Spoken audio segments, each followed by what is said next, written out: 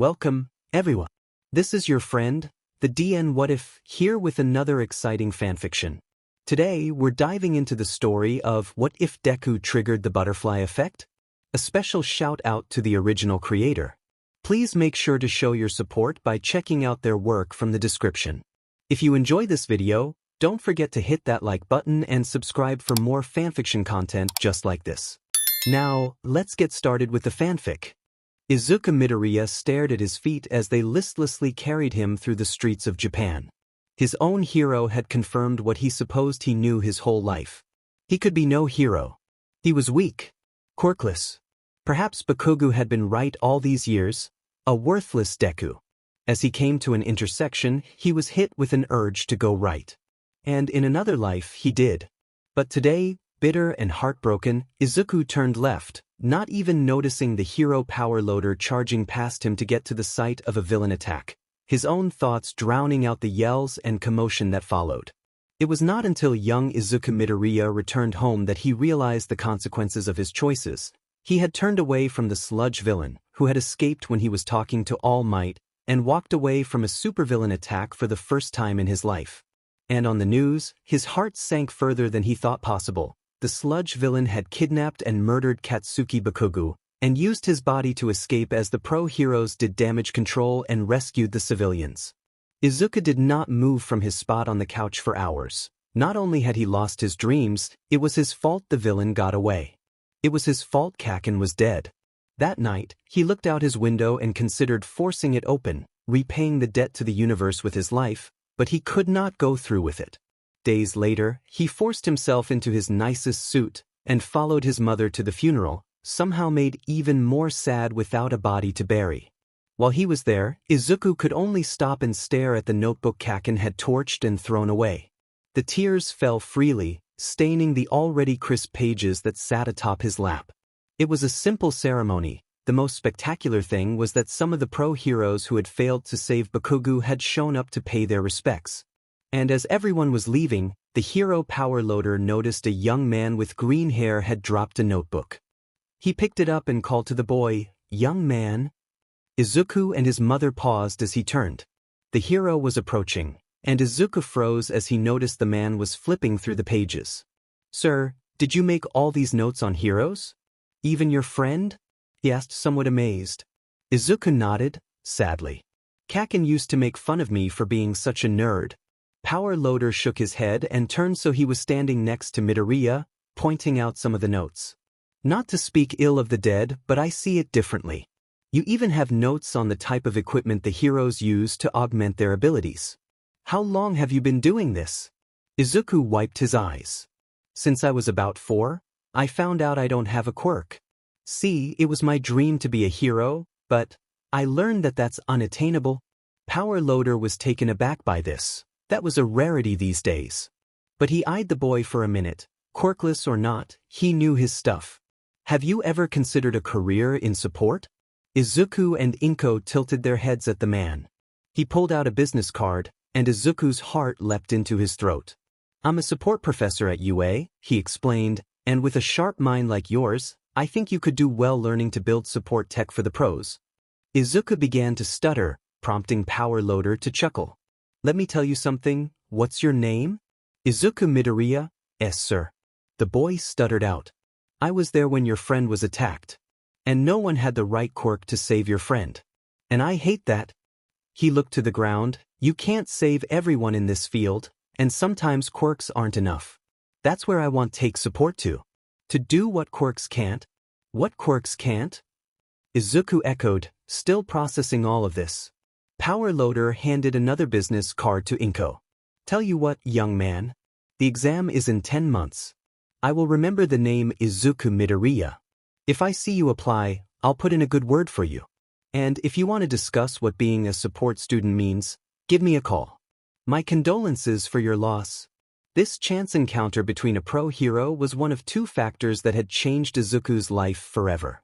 The second was a news story that had played when they returned home that night. A minor villain had tried to rob a bank, and when he went to attack a woman, her husband had killed the villain with a gun. As part of the story, they brought attention to the fact the man was quirkless and had owned the gun illegally.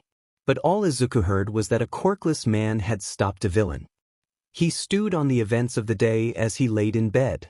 Finally, he made up his mind. He turned on a desk lamp and opened a fresh notebook.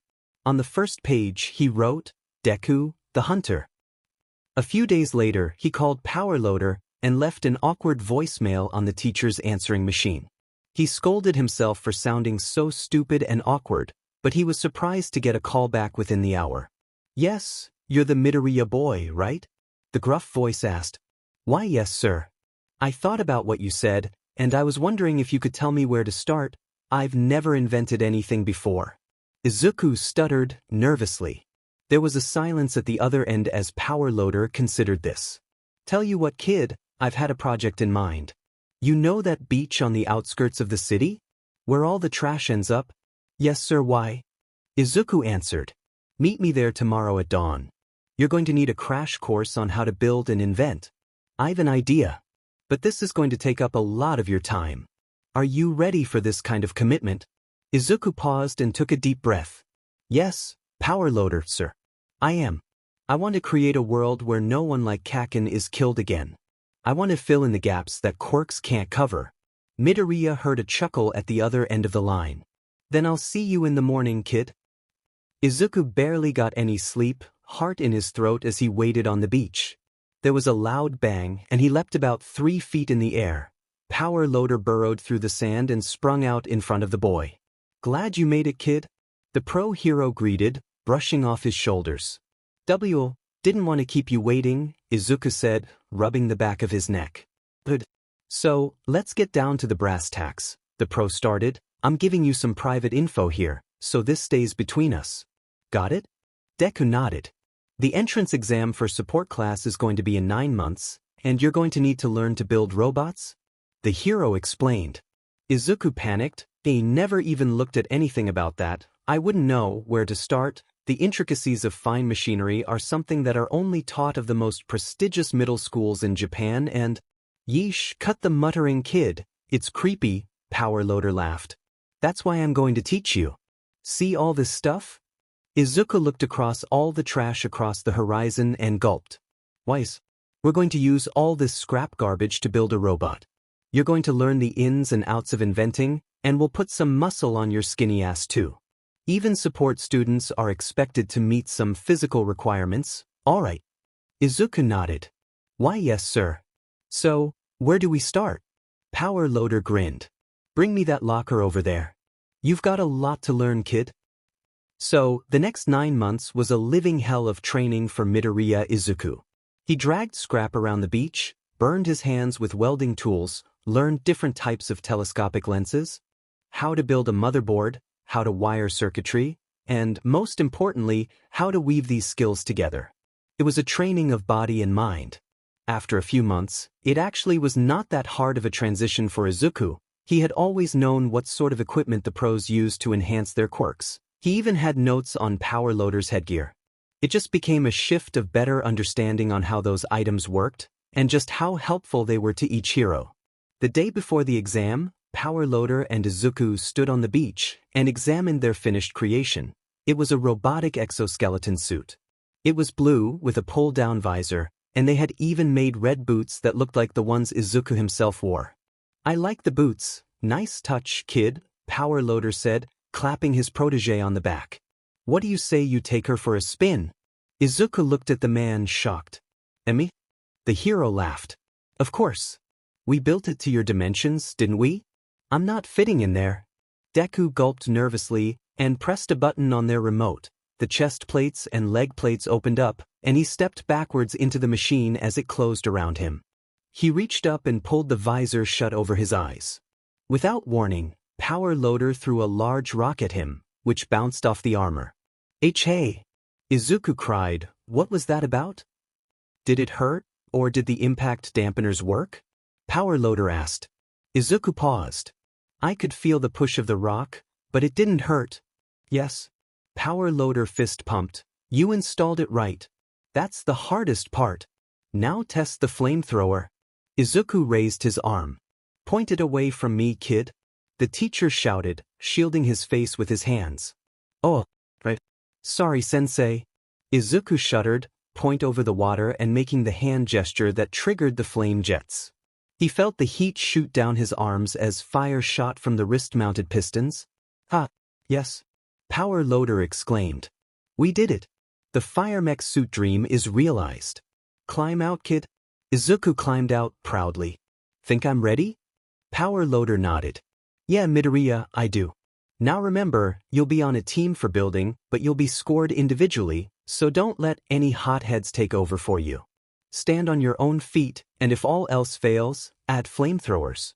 You are real good at flamethrowers." Izuku smiled. "Probably all the notes on Kaken." Power Loader's smile faltered. "I'm sorry about your friend, Midoriya. I know that's why you're really here now." Izuku looked over the view of the water. "Thanks. I mean, don't get me wrong. He wasn't always the nicest, but he didn't deserve that. I'm just glad I found a calling I can achieve without my quirk." "Well, you done good, kid. Now, go get some sleep. You've got a big day tomorrow." Unbeknownst to Power Loader, there was more to the calling than Izuku let on. Back at his home, Izuku had various news articles pinned to a cork board. The sludge villain was still at large, using Bakugo's corpse as a meat suit for his crimes, and for months, Izuku had been tracking the case, looking for patterns. But like his sludge, he was hard to grasp. Whatever his process was, it was pretty unclear. Izuku smiled to himself serenely, despite his frustrations. While he had found passion in what he did, support was a means to another dream. "Don't worry, Kaken," Izuku said, tacking up another article, "your suffering will end soon. I just need the right tools." The next day, Izuku rose bright and early, and slung his backpack on to head to the UA testing center. Part of him wondered why the support test was a full month before the hero test, but being a hero was a dream of the past. The test was odd. He was handed a card with Group D, Team A, on it. He reported to the testing center for Group D, which was an arena-sized room filled with parts, and found that a lot of students were already finding their teams. Before he could ask around, he felt a tap on his shoulder. Izuku turned around to see a girl with pink hair beaming at him. He froze up. "Holy crap, a girl. You're Team A, right?" "I could see from across the room." Izuku looked down at his card. The print was really small. "Ha!" The girl laughed. "Impressed? My quirk, I can zoom in on things. I made this precious baby to help with it." She pat the goggles on her head, swelling with pride. "I love my babies." She crowed. "What have you made?" "I'm Hatsume, by the way." Izuku froze up. His training with Power Loader was supposed to be a secret. He opened his mouth to give a weak excuse, but he was interrupted as a voice came from a podium at the end of the room. "Hello, Group D," yelled a man with blonde hair. Izuku internally freaked out. "That's Present Mike. He's the voice hero." He fought the urge to mumble. He had just been told for most of the last year how creepy it was, and did his best not to. "Every year, as you groovy cats know, we gather students for the hero course. And we have them fight some crazy robots to test their quirks. Can I get a whoop whoop?" Present Mike yelled. Izuku went to give him a whoop whoop, but no one else was, so he kept quiet. "Okay, you're all in zone. So what does this have to do with you?" A banner unfurled behind him, showing a giant robot that, "Well, Group D, you all are going to be building this bad boy, the zero-pointer. What say you make a bot that gives the heroes a hard time?" Midoriya and Hatsume exchanged glances, his nervous, hers ecstatic. "Teams, grab the blueprints for yours part, and when time is up, you will need to put the robot together." A panel in the wall opened, revealing 10 rolls of blueprints. Midoriya ran over to it and grabbed theirs, bringing it over to Hatsume. "So what are we building? What part of the baby are we in charge of?" Hatsume begged, bouncing on her feet. Izuku unfurled the sheet, and his eyes widened. "The weapons systems. Specifically, the lasers and flamethrowers." Midoriya met Hatsume's gaze, and this time, they were both ecstatic. It turned out, it was just the two of them on Team A, as the size of the zero-pointer did not mean it generally needed a ton of weapons. However, the two of them were more than enough, Midoriya was amazed at how easily Hatsum could make the precise lens for a laser that would maim, but not kill, any of the hero hopefuls, and she couldn't help but applaud him for his knowledge on flamethrowers. That propulsion system is something, she admitted. My babies only manage a 30-foot flame burst. How are you getting 50 feet? I must know. Izuku began to sweat nervously, although the welding torch in his hand wasn't helping. He flicked it off and lifted his visor. Let's focus on getting the W weapons on the M mounting system, Hatsum. Oh my god, I talked to her. He panicked. She pouted, I'll know your secrets, Midoriya. Just you wait. She flashed him a wicked grin. Izuku gave her a weak smile and turned back to his welding. Focus, Deku. Finally, the buzzer sounded, and the groups came together, wheeling their parts to build the robot together. As Hatsum and Midoriya mounted lasers and flamethrowers on both the treads and the arms, Present Mike was shocked on how many they made. Why, you only had to make one for each tread. He marveled. I know, but we had enough materials to really give this guy some firepower if you know how to wire it right. Hatsum boasted, throwing an arm around Midoriya. He burned bright red as she added, and this green-haired genius knew how to rig the babies real good. Present Mike was thoroughly impressed. I've never seen a zero-pointer with so much bang, but is its bark worse than its bite? Tune in and find out. He went to test the flamethrowers, and both Hatsum and Midoriya began to panic. No, wait, there's people in. The flamethrower torched a wide radius 50 feet in front of them, a few of the other support students just barely managing to get out of the way in time. The way, Midoriya coughed, getting out from under the singed metal plate he had covered himself and Hasjum with. Present Mike boomed, that's spicy. 2 weeks later, a letter from UA came. Izuku and his mother opened it together, to find a hollow disk. The projection of Power Loader proudly crowed that he had passed the support exam with flying colors. Izuku and Ink both teared up and embraced. At long last, Izuku had found a way into the Hero Academy. But Izuku did something else in those 2 weeks. He got up early every day, and went back to that beach for scrap. And the night before he began support training, he stayed up, finishing his own miniature flamethrower.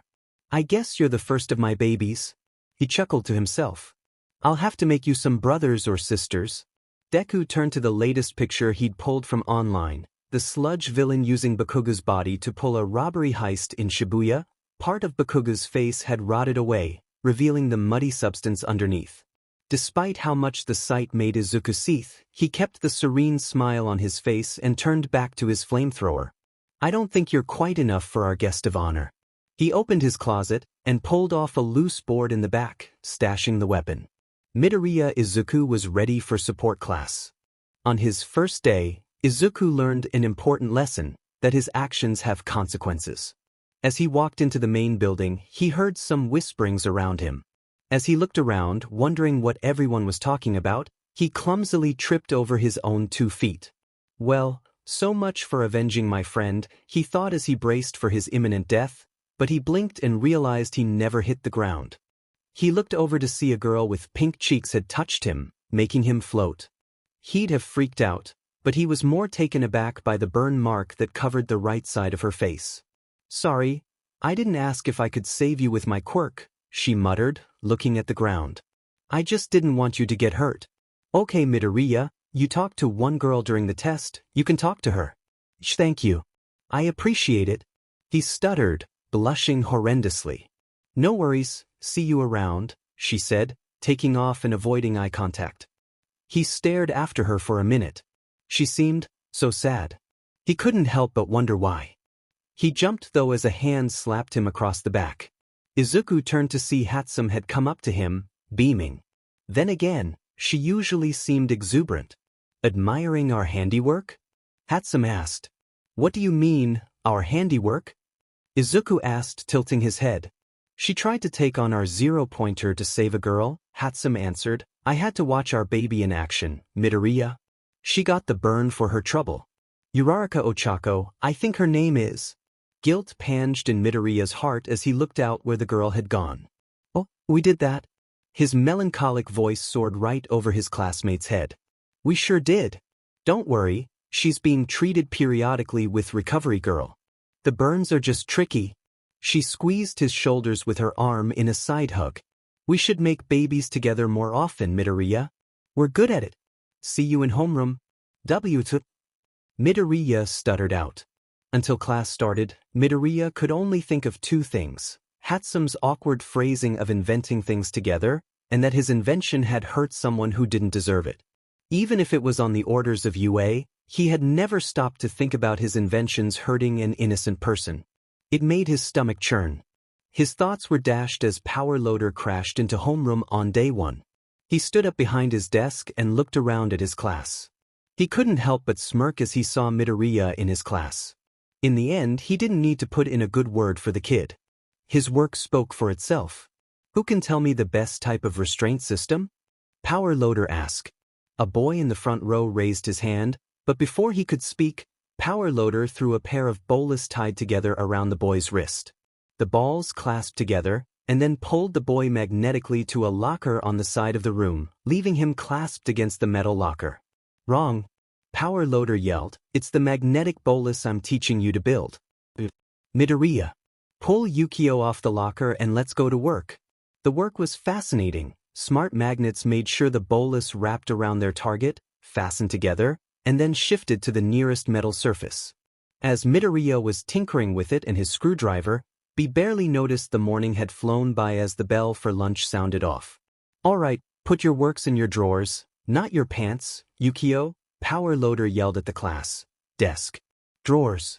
Christ, you can pick it up tomorrow. Support has the normal academics in the afternoon. The class groaned.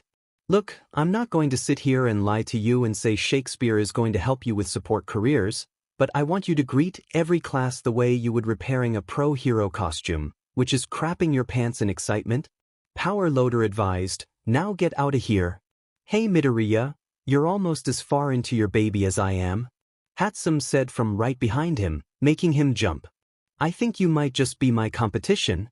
Izuku grinned nervously as Hatsume walked past him. He still wasn't sure what he thought about her. He knew what he thought about lunchtime though. He was geeking out over meeting pro-hero lunch rush. Even with changed dreams, Izuku still took notes on the type of utensils and equipment the pro used to get his cuisine just perfect. But as he looked up from his food, he saw Uraraka right in his line of sight, cutting his bout of fanboyism short. He stood up and walked over to her. She was eating with a tall boy with glasses and a girl with large hands and eyes. "Oh, you're the boy from this morning," she said, slightly more cheery than she had been earlier, but still seeming a bit downtrodden. "Why's?" Izuku replied, fighting the heat that was rising to his cheeks. "My name is Midoriya Izuku. I wanted to thank you again." She gave him a small but heartfelt smile that made his heart skip a beat. I heard you fought the 0p pointer." Before he could go any further with that, her expression changed completely. A fierce, competitive and determined look hit her face.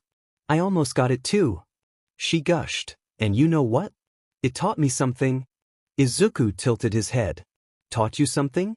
"This is the big time," she crowed, clenching her fists and grinning wildly. "I have to step my game up if I'm ever going to support my family as a hero. I can't go letting some robot get the best of me. This," she pointed to her burn with wild abandon, "is the last injury I'll undertake in my hero training, mark my works, or my name isn't Uraraka Ochako." Izuku smiled. I'm glad you feel that way." Now it was her turn to tilt her head, confused. "Why do you say that, Midoriya?" He said, rubbing the back of his neck. "My team built the weapons on the 0-pointer. And after you helped me this morning, it was a bummer to see my work hurt someone so nice." She gave him another smile that made his stomach make a weird, twisting movements. "Thanks, Midoriya, but I'm stronger than I look." She winked at him. "Next time I go up against one of your machines, I'll tear it to pieces, so give me everything you got." Izuku beamed. "Why, no holding back, okay?" Ultimately, the first few weeks of UA went well for Midoriya. He was already learning the technical skills Power Loader had planted in his head over the last year, but as far as his secondary goal, "I'm stumped," he muttered into his fish as he sat at the dinner table with his mother. "Dear, are you okay?" Inko asked her son, worried. You're talking to your food again. Are you sick? Do you need to see the doctor? Oh, sorry, Mom. He replied, just said I'm full. This was delicious. He bowed before cleaning up his food. Inko frowned at her son though. He seemed different after Bakuga died, and she wondered how normal this was. What she didn't know was that after dinner, he was removing a board in the back wall of his closet and examining his arsenal. So far, he had the crude mini flamethrower, a fast-dispensing capture tape holder, a few pairs of magnetic bolus, easily concealable telescopic Christmas sticks, and a mechanical chest pack that would be helpful in storing and dispensing gadgets. Nothing that would help him catch the sludge villain, however. Since joining UA, he had even begun taking voluntary martial arts classes that were offered to the students outside of the hero course as well, just in case the need would arise where he was caught without his babies to defend himself. None of this is enough though, he sighed. Rolling back onto his bed before drifting off into an uneasy sleep, I need something that can stop that sludge bastard. This won't cut it. It would ironically be a villain attack on UA that would give him the epiphany he was looking for. It had been a few days earlier, classes had been interrupted by an emergency lockdown message had blared through the school. Someone unauthorized had entered the campus. As the students rushed the halls, Izuku had grabbed a pair of restraining bolus just in case, but it turned out there was no need. The boy with glasses, Ida, had found it was just some paparazzi who was trying to get in touch with All Might. The next day, while Izuku was in class, he learned that the break-in was a test. Support class was working devices for the upcoming sports festival. He remembered what Power Loader had told them as he gave them free rein of what they could build. Every year, the sports festival devolves into the hero class students showing off flashy quirks. The gruff teacher had scoffed to the class. That's dumb and I hate it. So, while I can't tell you what you'll be facing, I can advise you to work on versatile weaponry and work on your mobility. It's about damn time support class was the talk of the festival. Don't let me down. The word struck Izuku. Support students were only allowed a small backpack and any modifications they could make to their footwear. And when Hatsum added telescopic legs to her backpack, Izuku had a plethora of ideas. But it was one day as he was tinkering with his weaponry, Power Loader received an urgent call from the front office. What? He shouted, startling the class. At the USJ. I'll be right there. As he bolted for the door, he turned and looked at his confused students. Emergency staff meeting. Just work on your weapons until the bell rings, and don't leave until you get the announcement it's safe. Seriously. Don't move. Do you mean it's not safe? A boy towards the front shouted. Not everything is about you, Yukio. Power Loader screamed as he bolted out the door and down the hallway. As soon as he left though, metal plates slammed down across the windows, making a few of the students shout in surprise. Guess we're on lockdown, Izuku muttered, nervously. Hatsum overheard him and beamed. Teacher runs out and lockdown happens, huh? Sounds like a good time to get curious, huh, rival buddy? Izuku tightened a few bolts on his weapon pack and closed the lid on it. He gave his friend a smirk. I thought you only cared about building your babies? Even last time someone got in, they didn't plate down the windows. Midoriya, Hatsum replied, rolling her eyes. The security tech here is top-notch. Aren't you curious to see who managed to get past it and how? He tightened the lid on his pack and put it on. Absolutely. Wanna go spy? He managed to sound confident saying this, despite how nervous he was about getting caught. Perhaps she was rubbing off on him. She pulled her goggles down. Sure thing, partner. In his rush, Power Loader had forgotten to lock the door behind him, but Izuku put on his thermal goggles to see if anyone was still in the halls. Show off, Hatsum muttered, rolling her eyes, but smirking all the same. You're just mad yours don't do this, he replied. Coast is clear. As they snuck down the hall, eyes peeled for others, they came to the front door. Hatsum pulled a small metal rod from her glove and stuck it in the keyhole. It whirred and shifted, picking the lock in seconds. Your thermal vision can suck it? She grinned, putting the rod back in her glove. All right, I mean, that is pretty cool, he conceded, pulling out his notebook to jot down a few quick scribbles on her universal lockpick. They had both agreed they heard Power Loaders say the USJ, but that was on the far side of campus. Usually the students were bused there. But then again they were tech students. Hatsum took the time to bust her new hover boots, taking long, 10-foot strides into the distance, but she seethed, as Midoriya's invention was telescopic spider legs, for total, with clawed bottoms, that sprouted from his backpack and carried him towards the building in even pace with her. You ripped that idea off from my telescopic stilts. She scoffed as she took another hop towards the large building. Yours only extend one direction, Midoriya argued, but mine have joints and work in tandem with where I direct them. I for the controls here on the straps to the backpack, and it's totally different, plus the amount of cabling I had to use to get them just right is much more complex than a mere telescopic rod and dash. Stop muttering or whoever broke in will hear us coming. Hatsum sneered. As they reached the side of the building, she seethed more at seeing his spider legs could even scale the side of the building by digging in with the claws. Before he got too high up the building, he turned and offered her his hand. "UW want a L lift?" She rolled her eyes. "I bet you love showing off, huh?" Truthfully, no, he was more panicking about how close they were as her carried her up the side of a building. Especially for how off-put she was at being shown up. Their attitudes shifted when they finally reached a ledge at the skylight of the USJ and saw just how grim a lockdown at UA meant. Midoriya's jaw dropped at the sight. Supervillains were strewn across the area, but more shockingly is that the teacher of 1A, who Izuku had come to recognize as Aizawa, was in a bloody pulp in the midst of the bodies of the thugs. Scanning around the arena, he saw what looked like the rescue hero, 13. Or, what was left of them. They appeared to be broken from the villain attack. He recognized Uraraka by them, holding off some odd, mist-like creature with some students he didn't recognize. Further past the villains, he recognized the girl with large eyes laid out in a bloody mess too. It's too far to tell, but are Aizawa and that girl okay? He asked his friend, nervously. She glanced at him and made a very uncomfortable face. After a moment, she replied, "The girl is moving. The teacher is not." But the most shocking part was seeing All Might in action, fighting toe-to-toe with a weird-looking muscle-bound monster with its brain exposed.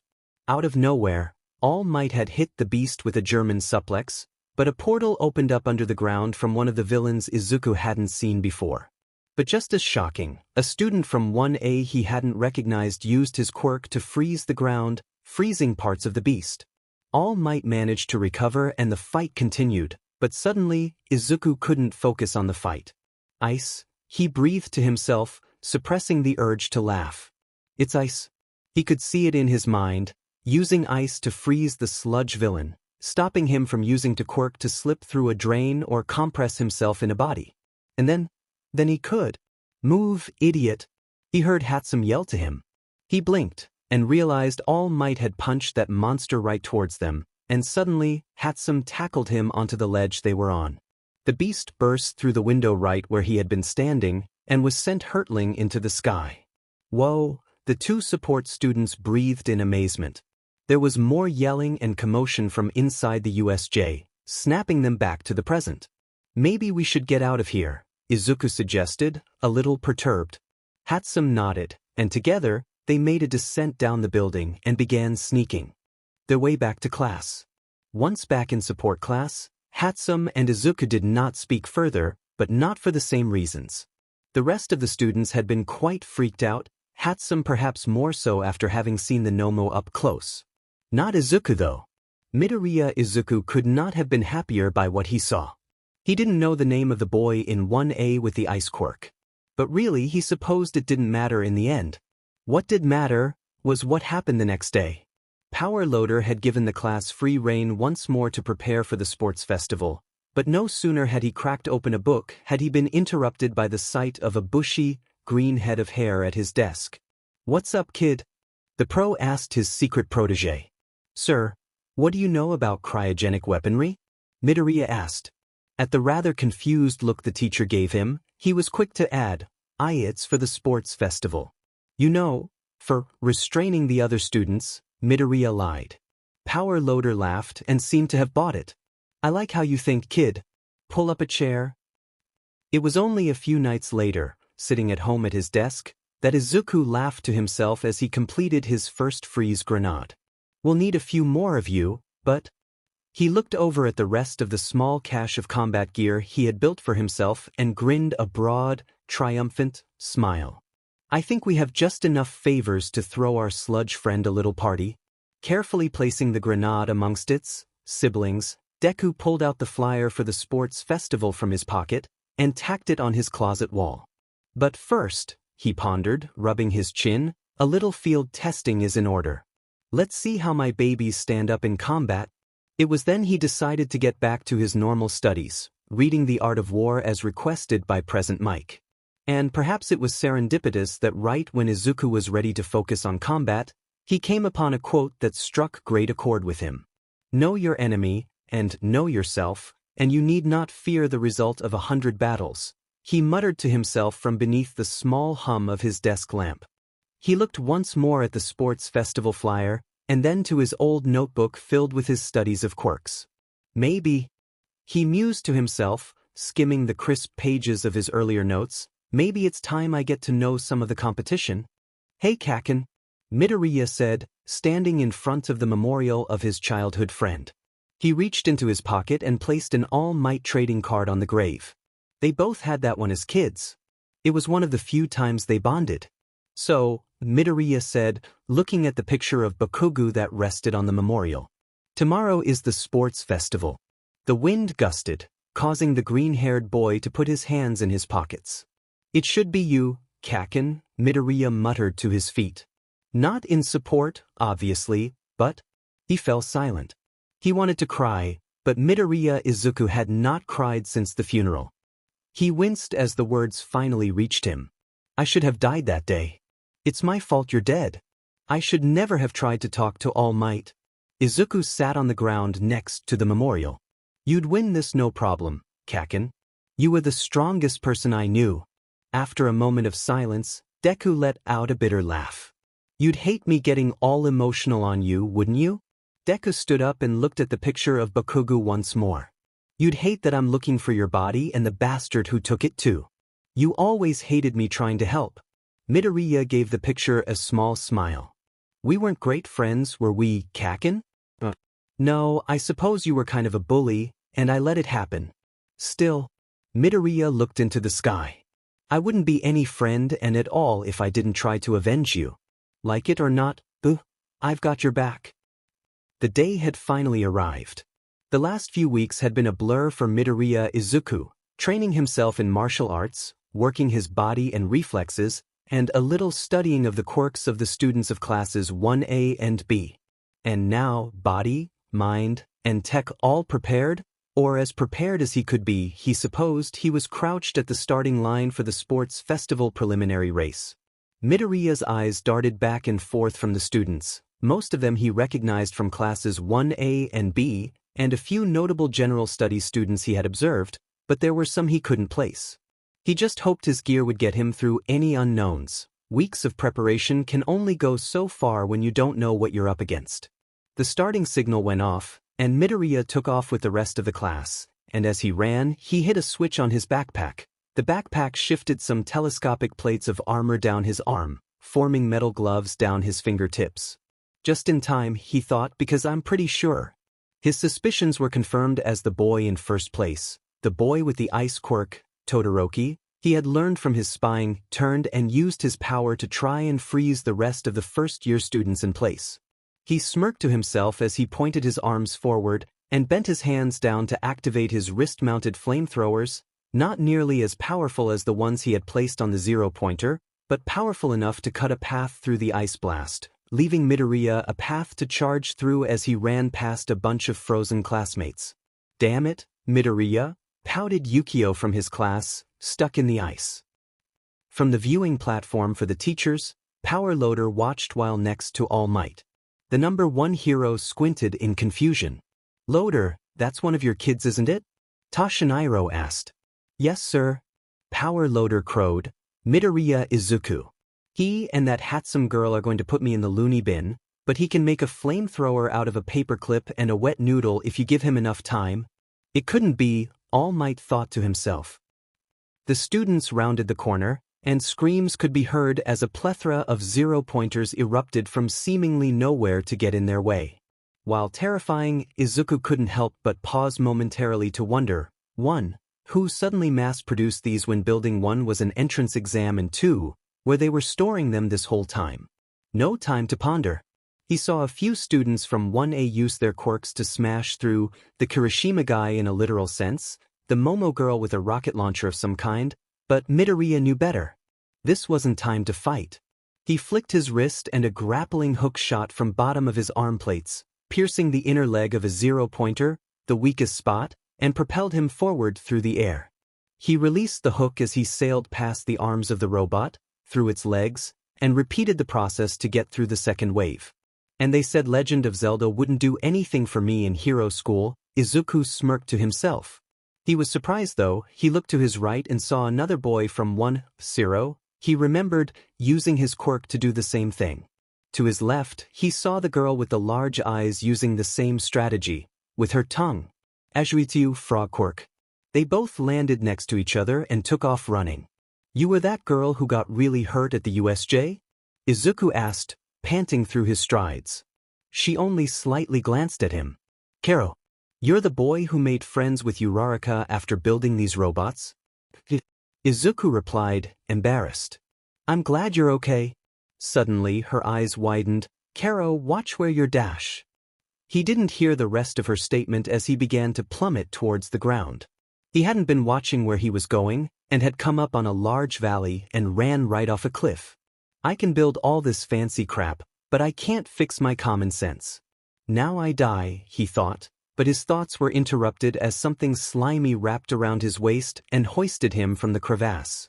Now, Izuku had come to realize Ajuitsu had a frog quirk. However, he didn't realize she could do what he just did, and was blushing furiously as she pulled him out of the valley with her tongue. She just licked me, what the shit, he thought, managing a weak smile and blushing horrendously.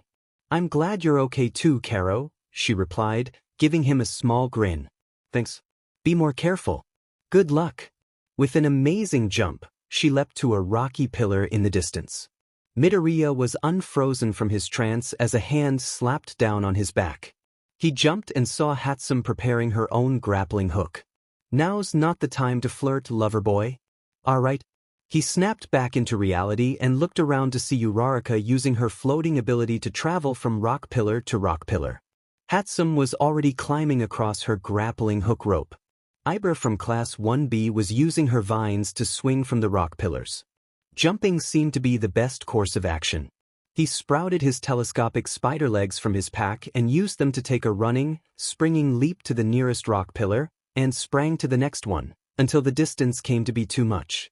He then let himself fall a bit, and used a grappling hook to hook a distant pillar, swing across the rest of the canyon in a wide arc to the other cliff face, where he clutched the side with the spider legs. Climbing the rest of the way, he panicked to see he had about 10 to 15 students ahead of him. He used his spider legs to catch up to the rest of the pack. Nice legs, so you said, now taking long hops alongside him. It was an impressive use of her frog quirk, so Midoriya smiled and replied, thanks. Yours too.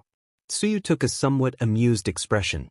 That's pretty forward for our second conversation, Kero. I guess you're not bad to look at either. Realizing what she meant, Izuku again blushed furiously. No, I'm sorry. That's not what I meant. Suddenly, everyone screeched to halt as they reached the final stretch of the race, a minefield. He and Tsuyu stopped right next to Hatsum. You got anything for this? Midoriya asked his rival as he watched Kaminari get blown up. She shook her head. Nope. How about you? No, she sighed. Well, this sucks, Kero, Tsuyu croaked. The two tech students grimaced at each other. Izuku retracted his spider legs and the two began to slowly pace themselves through the minefield. The rest of the students had caught up to them, and soon the field was littered with mines and students, leveling the playing field. This must have freaked out Todoroki, who suddenly froze a giant section of the field to race ahead, but left a path for people behind him. A lot of other students ended up getting them blown up in large, pink blasts just trying to reach the path. This is my chance, Midoriya realized, bringing his spider legs back out, carefully planting them where it was safe, and using them to launch over a gaggle of Hero Corps students, landing on the ice path. He planted his boots down, crouched, and used the spider claws to grab chunks of the ice path and propel himself forward like he was skiing. Not long after Todoroki made it past the minefield, Midoriya left it right after, clawing his way towards the taller boy. Todoroki turned and tried to blast the support student with his ice quirk, but Midoriya was able to lunge out of the way. Finally, the two of them burst into the arena amidst a chorus of cheers. Midoriya retracted his mechanical legs and caught his breath. Second place would do, for now. As the rest of the students made their way into the arena, he couldn't help but smile as Hatsum was in the top 20, right behind Tsuyu and Uraraka. "So how do you feel about the spider legs now?" he asked his support friend. "You can shut your mouth, man." Hatsum rolled her eyes, but gave him a smile nonetheless. As the rankings were announced, Midnight took the stage as the judge, announcing the next stage, a cavalry battle with sliding scales of points. Meaning the first place holder will be worth 10 million points. Midnight concluded. "Now team up. You have 15 minutes. Everyone turned to glare at Todoroki, who, despite his stoic nature, gulped. "Man, I'd hate to be that guy," Hatsum whispered to Midoriya.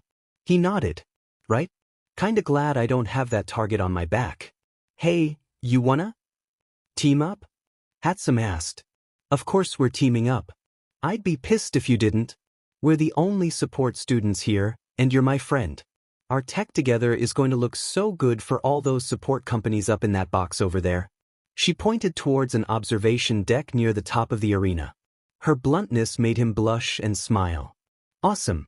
Let's go find 2 more people." "I have an idea. Let's go ask the Uraraka girl," Hatsum suggested. "I think we could combine my long fall boots with her quirk." "All right." Uraraka beamed at the idea after they had run it by her. "We'd practically be flying." "I'm in." The support students sighed in relief. "I was worried you'd already be teaming with Ida and Tsuyu," Midoriya admitted. Uraraka frowned. "Ida said something me and him being rivals now, apparently, and went to team with Todoroki. Tsuyu got convinced to team with Mineta and Shuji, and I'd rather not be on that team." Midoriya furrowed his brow in confusion. "Why is that?" "Mineta is the biggest perv in the school. I'd rather not have his hands near me," Uraraka replied, blanching. "Ever since Mr. Aizawa expelled those 2 other kids on day 1, he's been nothing but a cocky jerk." "I had no idea," Midoriya lied. He decided not to mention that when he had been spying on the students of 1A to get info on their quirks, he had found Mineta spying on the girls. It was something of a double spying situation. Probably wasn't helpful to the sports festival. "All right, so we got maneuverability down," Hatsum deduced. "We're going to need someone to defend." The 3 scanned the rest of the students. They were running out of time and most students seemed to have already teamed off with each other. "Oh!" Uraraka exclaimed excitedly. "Him. Let's ask Tokoyami." As the students teamed, the teachers were discussing, or arguing, about their results. All Might could not stop observing the Midoriya boy. He hardly looked like the same timid boy he had saved from the sludge villain nearly a year ago. Yet here he was, now in the support program. More impressively, he managed to snag second place in the preliminary race without a quirk, a feat that was almost unheard of for someone in that program. "Wow, you actually managed to get 2 students past the preliminary this year, Loader," Vlad King chastised. Power Loader had already begun to partake in a celebratory beer, and laughed loudly. "Just you watch, you damn knucklehead. Those 2 geniuses will take down any hero class kid you put in front of them. $20 says neither will make it to the finals," Ectoplasm chimed in. "It's a bet, Ghost Boy," Power Loader shouted. "Higuri," All Might said quietly to the support teacher, "tell me again about your 2 pupils there." Power Loader looked around to make sure no one was listening in. "Well, Hatsum is kind of a nut. She hardly listens to anything I say, but she's the real deal. I wouldn't be surprised if she'd been hot-wiring things as a toddler." "And the boy?" All Might asked. Power Loader leaned in closer. "Truth be told, I met him a year ago. Remember that sludge villain attack? The one that got away from you?" All Might's heart sank as he remembered that day. It was something he remembered as a particularly low point in his hero career. He had to crush the dreams of a young, quirkless boy, and then, due to his carelessness, the villain had escaped only to take another teenage boy hostage. Depleted of strength and unable to summon the conviction to go beyond his limits, the boy, Bakugo Katsuki, had perished. Still, he kept this off his face as he nodded. Midoriya, there was a friend of the poor kid who died that day. I met him by chance at the funeral. He dropped a notebook. And this kid, well, he's a bit of a quirkotaku because he's got none of his own. But his mind was sharp. Never invented a thing in his life. I may have given him a few pointers once he showed interest and support, but look at him now. Power loader finished, swelling with pride. All Might nodded but looked down at the field. Perhaps he had underestimated the boy. Tokoyami had agreed to be part of the team with Midoriya, Uraraka, and Hatsum. With their point total, they were in a semi-comfortable second place. So we're in agreement? Hatsum asked as they waited for the signal to start. Most everyone will be after Todoroki, so we stay in our rank. Play defense and go after the others if we have an opening. The other three nodded. The alarm sounded, and true to her prediction, every other team took off after the team of Todoroki, Momo, Ida, and Kaminari. However, before anyone could get close, Todoroki formed a large, two-story ring of solid ice that barricaded them from the rest of competitors. A valid defensive strategy from the 10 million point leaders. Present Mike announced. Truly a display of wisdom yet cowardice all at once? Tokoyami announced to his team. Oh man, if only we had a way of getting over that wall. Whatever shall we do? Hatsum whined, sarcastically. Hit it, Uraraka. Uraraka rolled her eyes at the command, but did as such. We're airborne. The group leapt. Just in time, too, as a pair of vines from Ibra came charging towards them to snag their headbands. Tokoyami used his dark shadow to defend from this attack as the four soared over the ice donut. Are we going in? Uraraka asked. Izuku paused for a minute and then cracked a rather unhinged grin. No, land on the edge of the ice ring.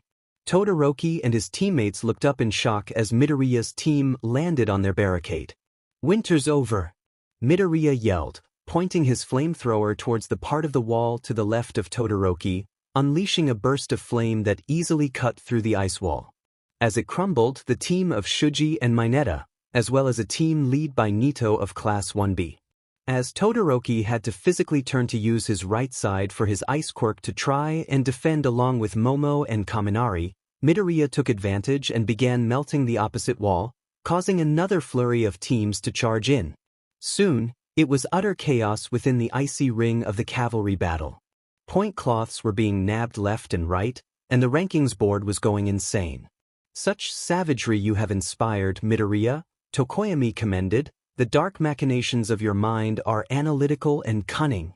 Thanks, he stuttered out awkwardly. Yeah, but we keep fluctuating in and out of second and third place as these points go insane. Uraraka pointed out, nudging her head towards the scoreboard, and we only have a few minutes left. What should we do? Their strategizing was interrupted as a long, prehensile tongue came shooting up at them from the circle below. In their surprise, Tokoyami was barely able to block via dark shadow. Let's move, Hatsum yelled, prompting Uraraka to levitate them again. But as they went to jump, Tsuyu's tongue and a shot from Siro's tape caught her boot, causing it to break as they leapt backwards from the ice wall. Their maneuverability began to suffer, and they had to land quickly. My baby! Hatsum cried, seeing the destroyed hover boot. From the ring of ice, the team of Siro, Mina, Aoyama, and Kirishima came charging towards them. Tokoyami commanded his dark shadow to attack them, but he was battled back by a blast from Aoyama's laser. As dark shadow was withdrawn, Midoriya instead unleashed a full blast from his flamethrower, diverting the oncoming attackers. He glanced at the timer. 30 seconds to go. They were still in third. They just needed to last a little bit longer. Suddenly, from the ice ring, two more teams came charging towards them, one of which being Shuji, Mineta, and Tsuyu, the other team being Todoroki, Ida, Momo, and Kaminari. Ida was leading his team with a burst of speed, and closing in fast, but a blast of tape from Siro, a bunch of Mineta's sticky balls, and Tsuyu's tongue were closing in on the group fast. Oh shit! Tokoyami muttered, dropping the flowery speech. With only a few seconds remaining, Midoriya knew he just needed a quick defense. Everyone huddle. As they had discussed before the course began, they engaged in the last-ditch defensive effort. They crouched down together to keep low, and the telescopic spider legs erupted from Deku's pack. Except this time, he wrapped them around his three teammates' heads, and in front of him, creating an impromptu shield. It worked just in the nick of time as they could hear the balls, tongue, tape, and a few hands from Todoroki's team smack helplessly into the metal beams. But following this noise was the whistle signaling the end of the cavalry battle. As Midoriya unshielded his team, they all checked their headgear. "Mine's here." Uraraka cheered. "Mine too." Hatsum sighed. "I also still have my headband in my possession." Tokoyami confirmed. "And me too." Midoriya laughed in relief. He looked to the scoreboard. They sat in third place, causing him to laugh harder. Midnight took the stage to announce that the top 16 students would advance to the last stage of the sports festival, the battle tournament. Those rankings were: Team 1, Todoroki, Ida, Momo, and Kaminari. Team 2, Ibra, Tetsu, Hitoshi Shinso, and Kendo. Team 3, Midoriya, Uraraka, Hatsum, and Tokoyami. Team 4, Azui, Mineta, and Shuji. As this was only 15 people, the team of Shiro, Kirishima, Mina, and Aoyama, the fifth-place team, decided to volunteer Kirishima to go on to the tournament. Midoriya beamed at his teammates as they began congratulating each other for a job well done, but he was only half listening as he looked up at the scoreboard. "Now the real fun begins. Let's see how my babies can do in a fight." Suddenly, the board lit up, revealing the first fight in his line-up, Tokoyami. He looked up at his teammate, who gave him a competitive yet friendly smirk. "May the best man win," the bird-like boy said with a handshake. Definitely," Midoriya replied. But in his head, the wheels were already turning on how he could checkmate the Dark Shadow quirk. Sitting in the waiting room, Izuku checked the matchups for the first round of fights. Himself versus Tokoyami. Hatsum versus Ida. Azui versus Kendo. Kirishima versus Tetsu. Mineta versus Uraraka. Todoroki versus Shuji. Kaminari versus Momo. Finally, Ibra versus Shinso. The possibilities of what he could face raced through his mind, but he stopped himself from scanning his notes. He needed to focus on his fight with Tokoyami. A knock on the door told him it was time, so he opened the door and made his way to the arena, strapping his goggles on. He stopped in his tracks for a second to marvel at the number 2 hero, Endeavor, talking to Todoroki.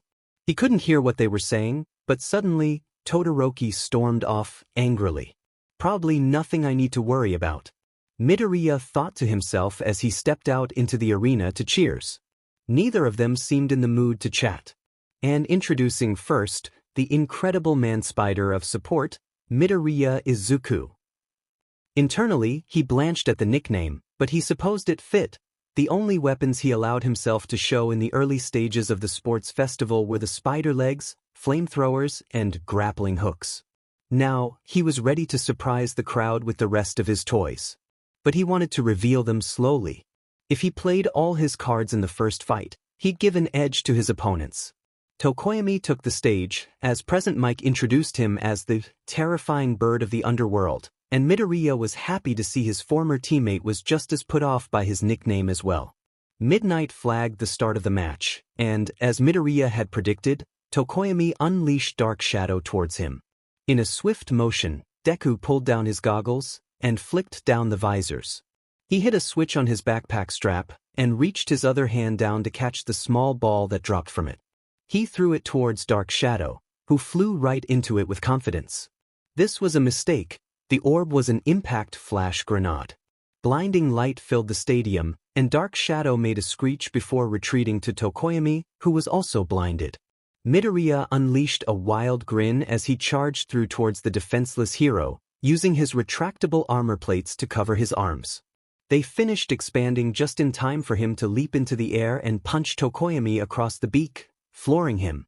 He jumped on top of the hero and held a flamethrower up to the bird-like boy's face threateningly. "Impossible," Tokoyami grunted. "How did you know Dark Shadow's weakness?" "Call it intuition." Midoriya replied. Incidentally, Intuition was the name of the flying drone Midoriya had invented to spy on Class 1A. Instinct was the drone that spied on Class 1B. Do you yield? Midoriya asked. Tokoyami sighed in defeat. I yield. And that was match 1. What a decisive victory for the support department. Present Mike yelled. But he had a specific counter to his foe's quirk. He heard Aizawa add, let's see if that luck continues. Midoriya offered a hand up to Tokoyami, and the other boy graciously accepted. No hard feelings? Of course not. Good luck, Midoriya, Tokoyami conceded. Nice guy. Midoriya thought as he walked back towards the entrance hall to watch the other matches. As he was walking, he passed Hatsum, who just sked at him. What's that about? Midoriya asked, blushing. Don't you care about getting a good internship? Hatsum scolded. You finished that match way too fast. The whole point is to win, isn't it? Midoriya inquired, rubbing the back of his neck. Truthfully, the whole point of this in his mind was to make sure his gear could help get revenge on the sludge villain for murdering Kakin, but that wasn't something he was going to share with her. That was neither here nor there. His pink-haired friend rolled her eyes. We're advertising ourselves to these support tech companies. Go watch a pro support developer at work, Deku scrub. His eyes widened. No one had called him Deku since Bakugo. Still, she meant it in a friendly way, so he gave her a small smile, despite how uncomfortable he had become. Be by all means, show me how it's done. He climbed the stairs and ran into Uraraka, who was on her way down. Hey Midoriya. Good job winning round 1. She gave him a million-watt smile, and he smiled back. Thanks, Uraraka. Are you getting ready for your match? She clenched her fists up to her chest. You know it. The little perv won't know what hit him. He laughed. He wasn't used to having friends. The only one he really had growing up was Bakugo, who made fun of him all the time for being quirkless. Now all these people seemed to accept him. It was a very conflicting feeling. It distracted him from his goal. He snapped himself out of his thoughts. Then I look forward to taking you on later. Thanks, Midoriya. As he reached the stands, he sat next to Yukio and a few other support students as Ida announced he would be wearing some gear Hatsum had prepared for him. Immediately, Midoriya knew something suspicious was up. As the match began, his support rival produced a pair of speakers and proceeded to dodge Ida while giving an extended sales pitch for all the admittedly cool things she had prepared for the occasion. Midoriya groaned and buried his head in his hands. Hatsume, you sneaky devil? Finally, after a 10-minute sales pitch, she forfeit, much to his surprise. Ida stormed off the field after her, humiliated. Grit. He'll be all sorts of mad when I fight him. Guess she got what she wanted, Midoriya laughed, shaking his head. As he waited for the next match, Hatsum plopped down in the seat next to him, and like usual, slapped him on the back. I got a good look at the support executives in that box up there, she crowed, proudly. I'm going to get so many internship offers. Maybe even some contracts. My babies will belong to the world, Midoriya. The world?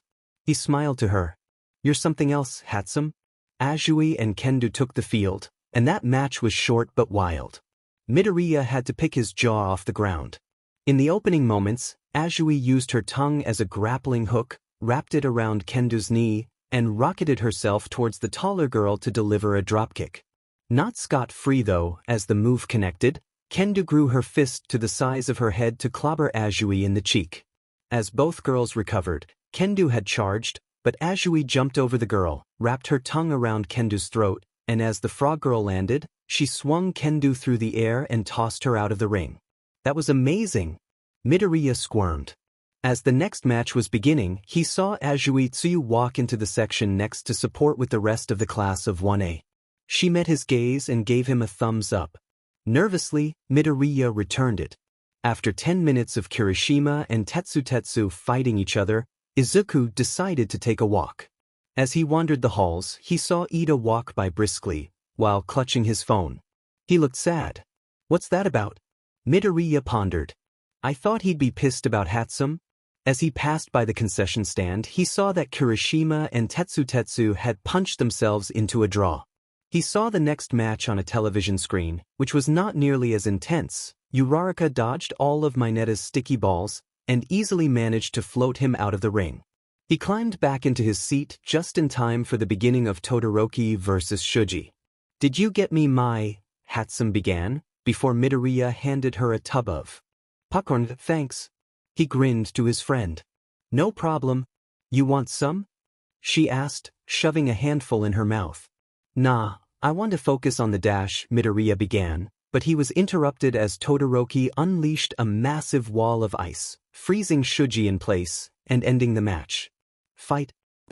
Hatsum groaned. "I feel bad for whoever has to fight that guy." Hatsum laughed, but then realized that possibly included the boy sitting next to her. "No offense, Midoriya." Midoriya frowned. "How do I fight that?" He pondered this as Momo handily defeated Kaminari by producing an insulated suit to block his electric attack, and then tying him up with a rope while he was out of commission. Midoriya did focus on the next match, Ibra versus Shinso. He had never studied the general class student, so he was a wild card as far as quirks went. But as the match started, Shinso shouted something to Ibra. She replied in a demure tone, but suddenly her eyes went blank, and she marched herself out of the ring, getting disqualified. Some sort of voice-based brainwashing? Midoriya marveled, immediately pulling out his notebook and taking notes. "That's crazy powerful. You think he needs someone to talk for it to work?" Hatsum asked, not sure why else he shouted at her. "He'd have no problem beating you if that's the case," Midoriya teased. "You motormouth." Hatsum snorted with laughter. Down on the field, Kirishima and Tetsutetsu settled their draw with an arm wrestling match, won by the boy from Class 1A. "Was that a joke? Did you actually make a joke? Who are you and what did you do to my friend?" Midoriya laughed, but then let out a deep breath. "Well, time for round 2. Wish me luck." "Luck is for chumps. Go kick Ida's butt," Hatsum replied, giving him a broad grin. Midoriya walked down the stadium and onto the field to a chorus of cheers. As he was announced again by Present Mike, this time as the flame-throwing genius. It was better. Ida came to the field next, but he was different. It wasn't the humiliation either. He had a steely determination in his eyes, almost desperate to win. The bolus. He thought, "I just need to restrict his legs." "Go!" Izuku flicked the switch on his pack, but the bolus never made it to his hands before he was lifted off the ground and being pushed back towards the edge of the arena. Ida had closed the distance and tried to shove him out of the ring before he could catch his weapon. In a panic, Izuku raised his fist and punched Ida across the eye, making the taller boy drop him. He immediately deployed his spider legs, which sunk into the pavement, and just barely prevented him from leaving the ring. Ida was charging again, but Midoriya used his enhancements to leap over Ida, and used the distance he created to deploy the armor plates across his arms. As he landed, he attacked Ida with the flamethrowers, but Ida had already charged to the side and began circles strafing Midoriya, looking for an opening. "Damn it," Midoriya cursed, "I'll never be able to restrain his legs this way." He ceased the attack with the flamethrowers. He didn't want to run out of fuel with 2 fights after this. As soon as the flames stopped though, Ida charged again, kicking Midoriya across the jaw before he could defend himself. Flipping through the air, Midoriya spun himself so that his spider legs planted themselves into the ground and kept him suspended in the air. "I need a new strategy. Didn't want to use these until the next fight, but I'm not going to make it at this rate." He used one flamethrower again to put Ida on the defensive, but as he did, he flicked another switch on his pack and grabbed a cryogenic grenade. He dropped the flames, and Ida charged again. Izuku threw the ice grenade at the arena floor, creating a large sheet of ice. Ida immediately lost balance and slipped towards Midoriya. Midoriya planted his feet on the ground. Spider augmentation. Combat mode. Midoriya's spider legs shifted into clawed tentacles, snapping as they hovered around his sides, and lunged forward, grabbing Ida's arms and legs. "What?" Ida shouted, suddenly completely restrained by his appendages, and held a foot off the ground. "Good night," Midoriya said with a rather unhinged look. He flicked open another compartment on his armed gauntlets, and 2 tasers flew out. Sparks flew as Midoriya shocked Ida, and after a few moments, The support student dropped the motionless hero course student to the ground. That's the match. Midnight called. The crowd cheered as Midoriya caught his breath and retracted his weaponry. Still, as he walked back towards the stands, he felt his confidence begin to surge. Fighting against quirks was tricky, but not impossible. I wish I could see Aizawa's face right now. Power Loader laughed. That bushy-haired pyromaniac knocked out his class president. All Might folded his hands across his face. He wouldn't admit it to Power Loader, but he was becoming invested in these results as well. Midoriya exhaustedly plopped next to Hatsum, expecting some sort of witty remark. It never came. You okay there, Deku Scrub? Hatsum asked after a few moments of silence. What? Izuku asked, confused. And since when did you start calling me Deku Scrub? Because your head looks like a bush, like the Zelda bad guys. And you know what I mean. I've never seen your face get like that when you aren't inventing. Hatsum replied. You were in the zone like I've never seen you before. I was. Midoriya asked. If I didn't know any better, I'd think you were trying to get into the hero course. She said, thought her smile was definitely more sad than usual. Midoriya thought about those words as he watched the next bout, Kirishima and Azui. The two took to the stage. This time, Tsuyu's battle strategy was much more defensive. Kirishima had rushed in to use his hardening quirk to go on the offensive. But Tsuyu had no problem leaping over the tall boy, or sticking her tongue to the floor and using it as a pivot to swing herself around. As Midoriya had noted from his spying, Kirishima wore out over time, and as he began to pant, Azui struck. First, she spat some sort of chemical at him, a low-level poison, Midoriya had learned, stinging his eyes.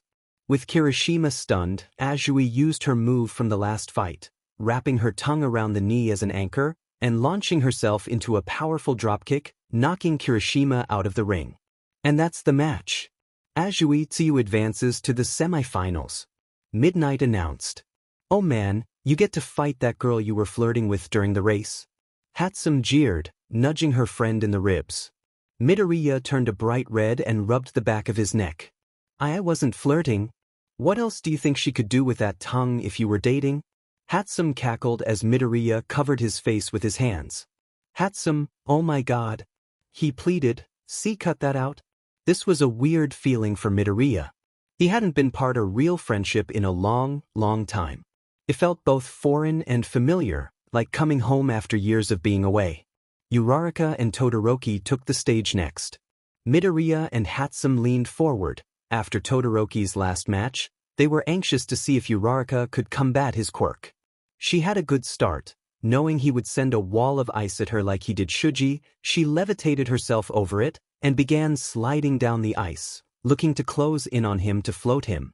Todoroki blocked her from him using a wall of ice, but she smacked it. With both of her hands, dislodging the ice blockade and floating it a few inches off the ground, she began pushing against it, trying to knock Todoroki out of the ring with his own ice. The boy jumped backwards and reached to the ground, creating a precision trail of ice that traveled under the blockade and creeping up Uraraka's leg. Frozen against the floor, Uraraka dropped the ice wall. She desperately tried to dislodge her leg, but the ice anchor was too rooted to the floor and too heavy for her to dislocate. Todoroki rushed around the ice wall and used his quirk to immobilize Uraraka. But as the match ended, Midoriya noticed something. Is he slowing down the more he uses his quirk? He asked, nudging Hatsum.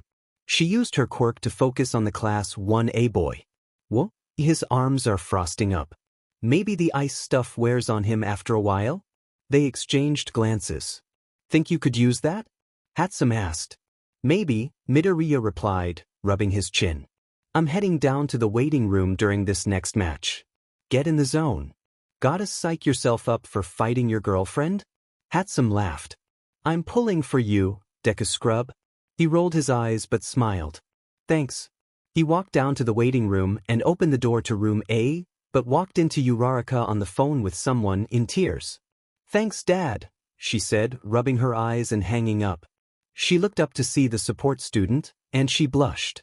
I'm sorry, I didn't mean to, Midoriya stuttered, but she shook her head. It's okay. She sniffled. Hey, good luck out there. She rushed past him and he frowned. Alright, so, the frog quirk, how do I? He looked up at the monitor and saw the match between Momo and Shinso was already over. Momo had silently created a muzzle for herself, negating the general class boy's brainwashing. She then used a net to trap him. Guess I'll just have to wing it, Midoriya grimaced, grabbing his battle backpack. And for the first battle of the semifinals, the support spider of ice and fire, Midoriya Izuzuokoku. What? Midoriya deadpanned. And his opponent, the phenomenal frog of the hero class 1A, Azui saw Midoriya and waved to him in a friendly way, making his stomach churn. Wish I could invent something for that feeling in my gut is. Gee, good luck, Azui. Call me Tsu, Midoriya-chan. Midoriya asked, blushing. Oh, how adorable. Midnight gushed from the judge's podium. Now fight. Stunned from her request to call her by her first name, Midoriya left himself open as she went for her opening move, wrapping her frog tongue around Midoriya's leg. His knee buckled as she launched toward him, snapping him out of his trance. He was able to call out his spider legs and wrap them around him as a shield, and as Tsuyu collided with them, he pushed them out to launch her back. It won't work, he yelled, defiantly.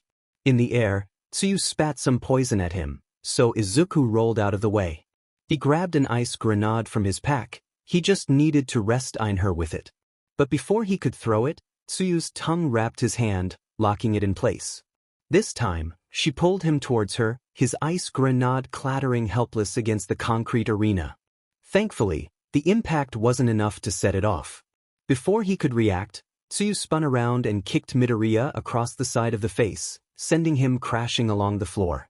With her tongue still wrapped around his wrist, she pulled him back to do it again. No!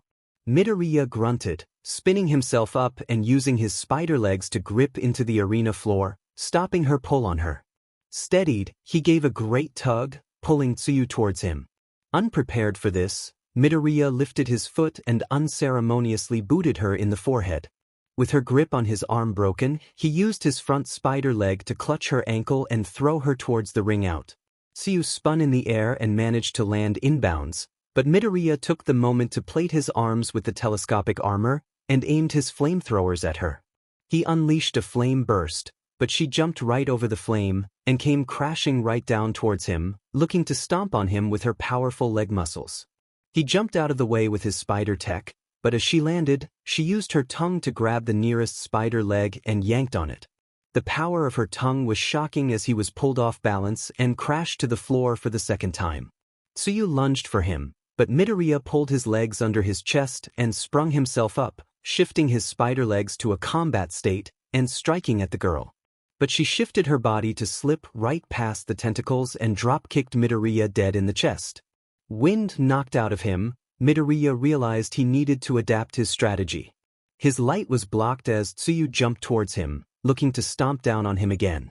He rolled back into a crouch as Tsuyu landed in front of him, and Midoriya connected with a left hook with his armored gauntlets, sending Tsuyu sprawling across the ground, but she rolled into another crouching position. Midoriya used a flame burst, but Tsuyu jumped to the side.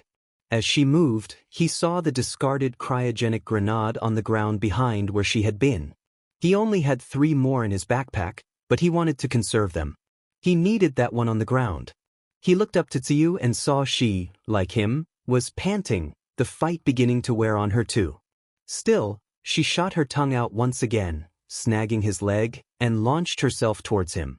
This time, Midoriya was ready, pivoting his hips as she came close, using one arm to wrap around her legs, and his other hand to grab her head and shove her into the floor with his gauntlets. With Tsuyu stunned, he jumped over her and dove for his grenade. But as he got close, she recovered and wrapped her tongue around both of his legs. He fell to the ground, and in desperation, used his spider legs to grab the grenade and pull it back to himself.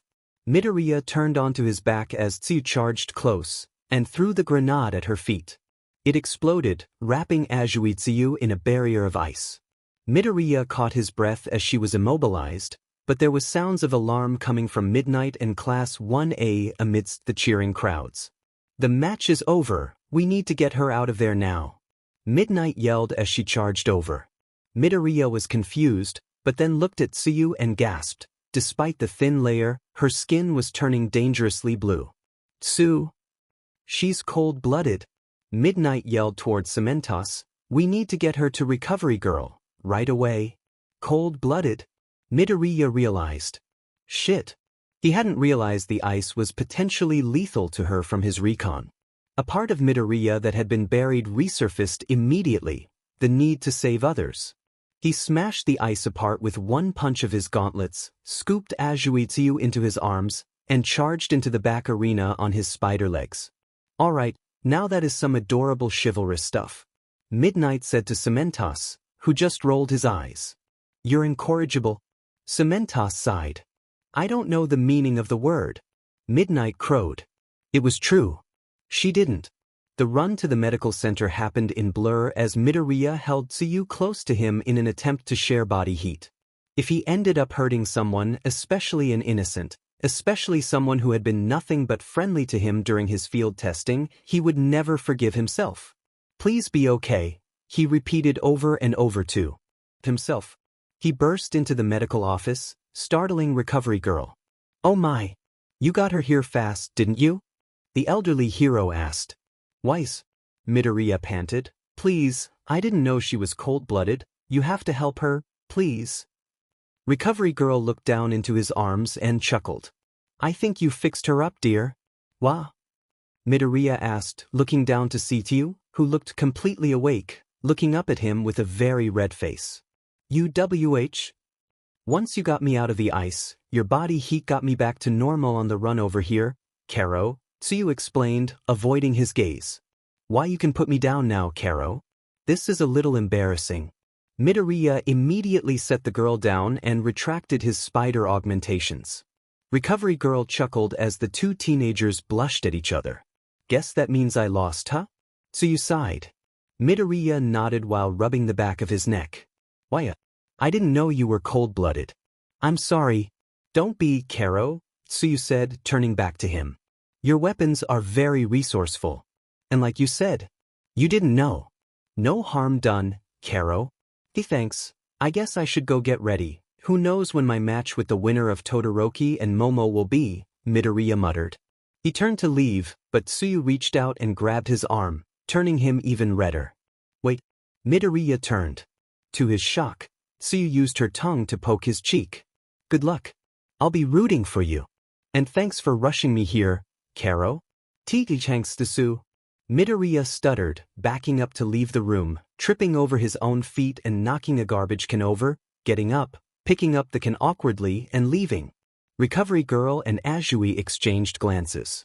Oh, he's into you, Recovery Girl advised. Karo, Tsuyu replied, turning crimson again. Stumbling his way into the hallway, he heard an eruption of cheers. And that's the match.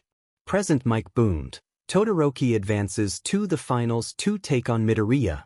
We'll let the boys rest for 15 minutes before the final showdown. If Midoriya wasn't already nerve-wracked from having held a girl, which he was, his insides churned further from the time limit imposing on him. As he wandered the halls towards the waiting room, he overheard another conversation. Why do you refuse my power? That was Endeavor, Midoriya realized, pressing himself against the corner. I reject you, father. Todoroki yelled. What? Midoriya thought. That's his dad.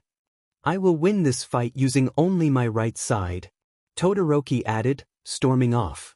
Midoriya ducked into a bathroom as Todoroki stormed past. Does he have two quirks? What the hell? Midoriya pondered. He had no time to sit around and consider though, it was time for his fight. He had looked for the waiting room for so long, he had no time to sit now. He stepped into the arena to a chorus of cheers. Midoriya was so nervous, he didn't even hear what terrible nickname Present Mike had given him, which is for the best, it was Mechanical Arachnid. Todoroki took the stage, and Midoriya stood at the ready, knowing what he needed first. The signal was given, and Midoriya deployed a simple incendiary explosive. He threw the grenade 10 feet in front of him as Todoroki went for the ice wall he started all his matches with.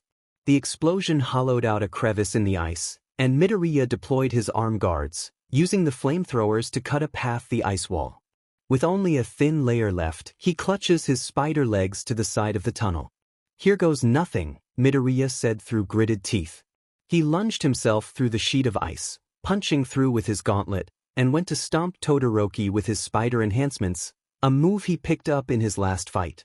Todoroki lifted his right arm for more ice, but Midoriya shot a small burst of flames that burnt Todoroki's hand, making him back up and withdraw it. As Midoriya landed, barely missing Todoroki, he swung for Todoroki with his armored fists. Todoroki kept backpedaling away, so after a missed right hook, Midoriya mashed a button on his backpack with his left hand. A telescopic Acrisma stick rolled through a chute on his arm and into his left palm. Todoroki was still expecting a punch, but Midoriya flicked the weapon open and smashed the taller boy across the cheek with the metal rod, producing a satisfying clang noise. As Todoroki stumbled backwards, Midoriya armed himself with another Acrisma stick so that he was dual-wielding. Todoroki raised his arms to defend, but Midoriya swooped low using his spider legs and blasted Todoroki across the side of the knee, knocking the taller boy to the ground. Todoroki turned on his side and sent a blast of ice towards Midoriya, but he used his tech to leap away defensively.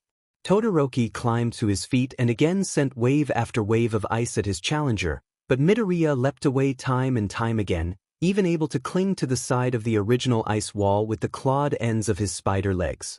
He clacked his Acrisma sticks together tauntingly, signaling that he was ready to throw down. Watching carefully, he saw Todoroki's right side begin to frost up, and he seemed sluggish. Midoriya snatched another cryogenic grenade from his backpack and hurled it at Todoroki. In his haze, the hero-class student went to freeze the grenade, but that caused it to explode, hitting him with a blast of ice and frost, pushing him backwards. Midoriya advanced and saw Todoroki was beginning to shiver, lips turning blue.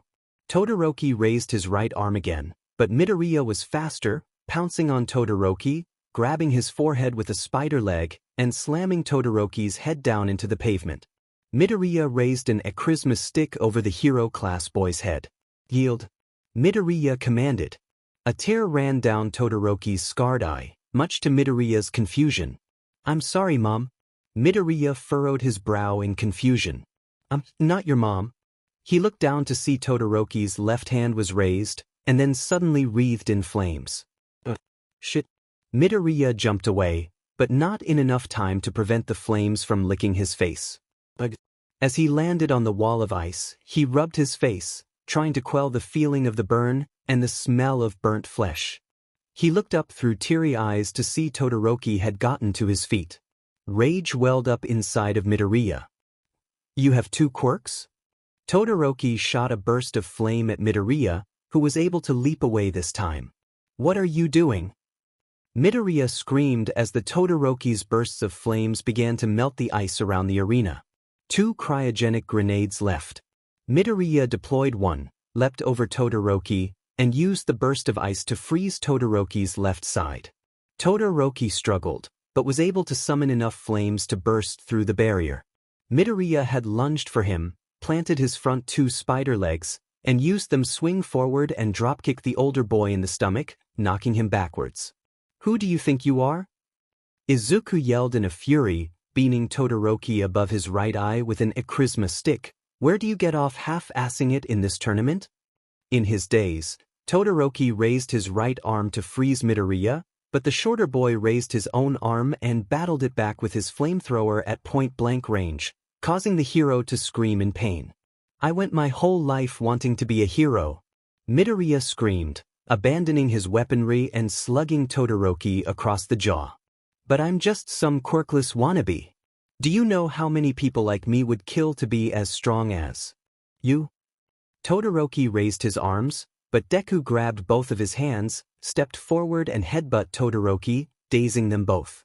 Todoroki recovered first though, using a burst of flame to force Midoriya away. "How dare you!" Todoroki seethed, wiping blood off his cheek. "This fire is my curse." Blood boiling, Midoriya planted himself in front of Todoroki and threw his last cryo-grenade. "You don't deserve to call yourself hero." Todoroki used his left arm to burn the cryo-grenade to ash, but this was Midoriya's plan, as he reached through the fire with his spider tentacle to grab the left wrist of Todoroki and pivoted on his hip to judo toss the taller boy. But in mid-air, Todoroki created a slide of ice to put some distance between himself and the crazed support student. Cementos spoke into his headset, "This is getting pretty bad. Do we stop them?" Midnight hesitated as she watched. Midoriya flicked his flamethrowers, but his eyes widened for a split second in panic as they clicked uselessly. He was out of fuel. He came back his senses as a flame from Todoroki cut through the air towards him. He jumped out of the way and grabbed another flash grenade from his backpack. He pulled down his visor and threw the grenade, but Todoroki froze it before it could hit the ground. Cursing, Midoriya grabbed his last two weapons, another pair of restraining bolas and another flash grenade.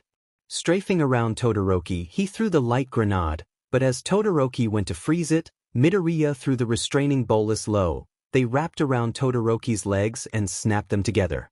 Todoroki lost balance and fell to the ground. Midoriya pounced, landing on top of Todoroki and holding a spider tentacle threateningly up to his face. "Yield!" Midoriya yelled. Instead, Todoroki placed his hands, both of them, on Midoriya's chest. "I'm sorry," he muttered. Before Midoriya knew what hit him, Todoroki unleashed the full force of both his left and right side, blasting the shorter boy off of him. Next thing he knew, Midoriya had smashed against the grass outside of the ring. "Damn it," Midoriya coughed before passing out. A few hours later, Midoriya coughed himself awake in the medical wing of the school. "Awake, are you?" Recovery Girl asked, looking up from her computer. "Yes." Midoriya rubbed his head, remembering what happened. I lost." "No," came a gruff voice from his left. He jumped and turned to see Power Loader was there. The hero reached over from his chair and gently grabbed his pupil's shoulder. "You came in second. Do you know when the last time a support student made it to the finals, kid?" Midoriya shook his head. 20 damn years," Power Loader laughed. "You did awesome, kid. I was right about you. I just wanted to make sure you were okay. Also, thanks to you, I won a bet with ectoplasm and got $20. "Thanks, sir," Midoriya said, rubbing his neck. "I wanted to win it all, but—" Power Loader clapped him on the shoulder. "Kid, that Todoroki is the strongest in Class 1A and the son of the number 2 hero, Endeavor. And you took him to the limit more than any of his classmates could. You're a tough son of a bitch and I'm damn proud of you. Get some rest and go home. You have some more visitors after me." "I do?" Midoriya asked, confused. Power Loader smirked as he left the room, holding the door open for Azui Tsuyu. "Azui?" Midoriya asked. "What are you doing here?" "I told you to call me Tsu." She deadpanned. "Right, sorry." Midoriya scolded himself. "Well, you brought me here after our fight," she explained. "I thought I should come make sure you're okay too." Midoriya blushed but smiled. "Thanks, Sartsu. I'm okay, just a little sore. Sorry I couldn't pull off the win after you said you were pulling for me." Tsuyu turned to look at him, her expression shifting very slightly to surprise. "You don't need to apologize to me. That was maybe the coolest fight any of us have ever seen." Midoriya laughed and rubbed the back of his neck. "I'm glad you enjoyed it." "Of course," she replied, smiling slightly. "Don't be so hard on yourself. Like all that stuff you were yelling during your fight." "The stuff I was yelling?" he asked. "You called yourself a quirkless nobody, that you wanted to be a hero?" Tsuyu replied, looking to the floor. "Huh? I was so in the zone I didn't realize I had said all that," Midoriya admitted, scratching his nose. "I guess that probably sounded really weird." "Not at all." Tsuyu reached over and grabbed his hand. "You were awesome out there, that I'm just glad you're okay." "But Midoriya-chan?" "Yeah?" he asked. She poked his tongue with her cheek again. "You're definitely not a quirkless nobody." Thanks." Midoriya stammered out, redder than his boots. She beamed. "I should get going. See you Monday?" Midoriya beamed back at her. "Definitely." She smiled at him as she left. Recovery Girl looked up at him once she was sure Tsuyu was out of earshot and said, "Oh, she's into you. You should take her for ice cream." Midoriya buried his head in his hands. "Oh my god." He jumped up as Hatsum kicked the door open. "What are his vitals? Is he okay?" She screamed, before seeing Midoriya sitting upright and staring right at him. "Oh good, you're okay. Handsome, what are you, UWH?" He blurted out as his rival wrapped him in a hug. "I was worried duh," she replied, pulling off him. "You were blasted 3 stories into the air and bounced off the ground." "People don't bounce, Deku scrub." "You bounced?" She made a bouncing motion with her hands. Boing. His cheeks burned again, but he laughed. "I've never seen you worry about anything that's not one of your babies." Handsome laughed, but turned a little red. "I can't have you dying on me before I prove myself as the superior inventor." Her tone turned more somber as she looked down at the burn marks that were still evident on his neck, and, "I suppose I don't want anything to happen to you either." Midoriya's cheeks were tinged with pink. "Thanks, that means a lot to me." All right, Recovery Girl groaned. "I think he's had enough visitors for now. He needs rest. And quiet." She finished the demand with a glare. Handsome rolled her eyes, but obliged and left. But as she did, All Might entered the room, and once the pink-haired support student had left, took his depowered form. "Does he have time for just one more?" the number 1 hero asked. Midoriya's heart leapt into his throat. Recovery Girl just sighed. "Make it quick." "All Might?" Midoriya asked, shocked. What are you doing here, sir?" All Might gave him a small smile. "Young Midoriya, we should talk." As Midoriya laid in his bed at home that night, he replayed his discussion with All Might in his mind, absent-mindedly turning his silver medal over in his fingers as his mind drifted. "Young Midoriya, I owe you an apology," All Might said, not able to look the boy in the eyes. Midoriya was stunned. "Sir?" "You see," All Might sighed, "the day I saw you, and you lost your friend, I haven't been able to stop thinking about it. I let you both down that day." "What?" Midoriya asked. "But it's my fault the bottle fell out of your pocket?" All Might looked at him, incredulously. "That's not your fault, Midoriya. I should have been more careful. And I couldn't bring myself to save that boy. I was there, but felt powerless to act." Midoriya stared at his feet at the end of the bed. He wanted to cry, but he couldn't. All Might was blaming himself for the same thing he had been, after all this time. "You're wrong. If I had just let you go." All Might walked over and grabbed the boy's shoulder. "Neither of us knew that would happen," he said calmly. "Please don't carry that burden, my boy. Your friend died because someone evil decided to take a life. You cannot blame yourself for the decisions of others, or my indecision to act." Midoriya closed his eyes. It wasn't that easy, but he knew All Might was right. Even after all this time, All Might was still his hero, even if he didn't want to admit it. All Might continued, "I told you that you could never be a hero, when I had failed as a hero." "What are you saying?" Midoriya asked, heart pounding in his ears. He had thought being a hero impossible, but this speech was tugging at emotions he had buried long ago. "I'm saying you impressed me today, Midoriya. And I want you to keep honing your skills and support, because I think you have a knack for it. But if you continue to keep that heroic spirit, with how you fight, with how you rush to save that girl, maybe you could be a hero." All Might finished. He handed Midoriya his silver medal. "You ranked higher than most of an entire first year of powerful quirks. You should be proud. I hope one day you can forgive me." "But how could I be a hero in the support course?" Midoriya asked. "Your mind and inventions got you this far," the pro explained. "If you grow at this rate, you could easily use it to pass a hero licensing exam after graduation. The hero course wouldn't do that. It's designed to teach potential heroes to improve their quirks. That's why I think you'd do well to stay in support for the time being. They wouldn't know what to do with you in Class 1A or B." Midoriya frowned to his feet, but did admit, "That makes a lot of sense." All Might looked away. He was conflicted. As it was now, Mirio was poised to inherit One for All. But something about this kid made him feel like he'd be a good candidate. Still, he didn't know enough to be sure. "I'll be keeping an eye on you, Midoriya," All Might said, smiling. "Keep growing." He walked over and handed the boy a silver medal. "You were out cold for the ceremony, but this belongs to you. Congratulations. You've done something no one thought possible." Midoriya stared at the piece of metal in his hand. All Might's words had given him hope. But he was not prepared to focus on pursuing that yet.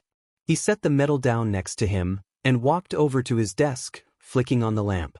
He opened his laptop and found a few articles about the sludge villain. Using a combination of Bakugu's quirk and his own sludge powers, he had been the prime suspect in various drug smuggling operations. This was a big step up from your regularly robbery or theft, but it drew more attention. He was getting sloppy, perhaps either from laziness or overconfidence. These rings were always held at docks.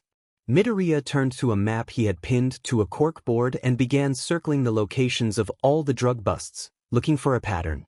Getting closer, Midoriya muttered, not noticing anything predictive in the behavior. He had finished an IP address encryptor, which he used to access the deep web untraceably. Not too happy with the amount of smut and gore, he searched the dark side of the internet for any chatter on the sludge villain or the foreign drug. After an hour of ignoring advertisements for a red room, he made a side note to send the links anonymously to the authorities. He found something. A lead. He matched the coordinates to his map, a dock that wasn't already busted. And it was a few weeks out. He cracked a grin, but then saw the All Might figure on his desk. He frowned and turned the figure away. Sorry, All Might, I can't be a hero quite yet. Midoriya muttered, grimly. I have something I need to do. He set to work making some cryogrenades. He'd need more.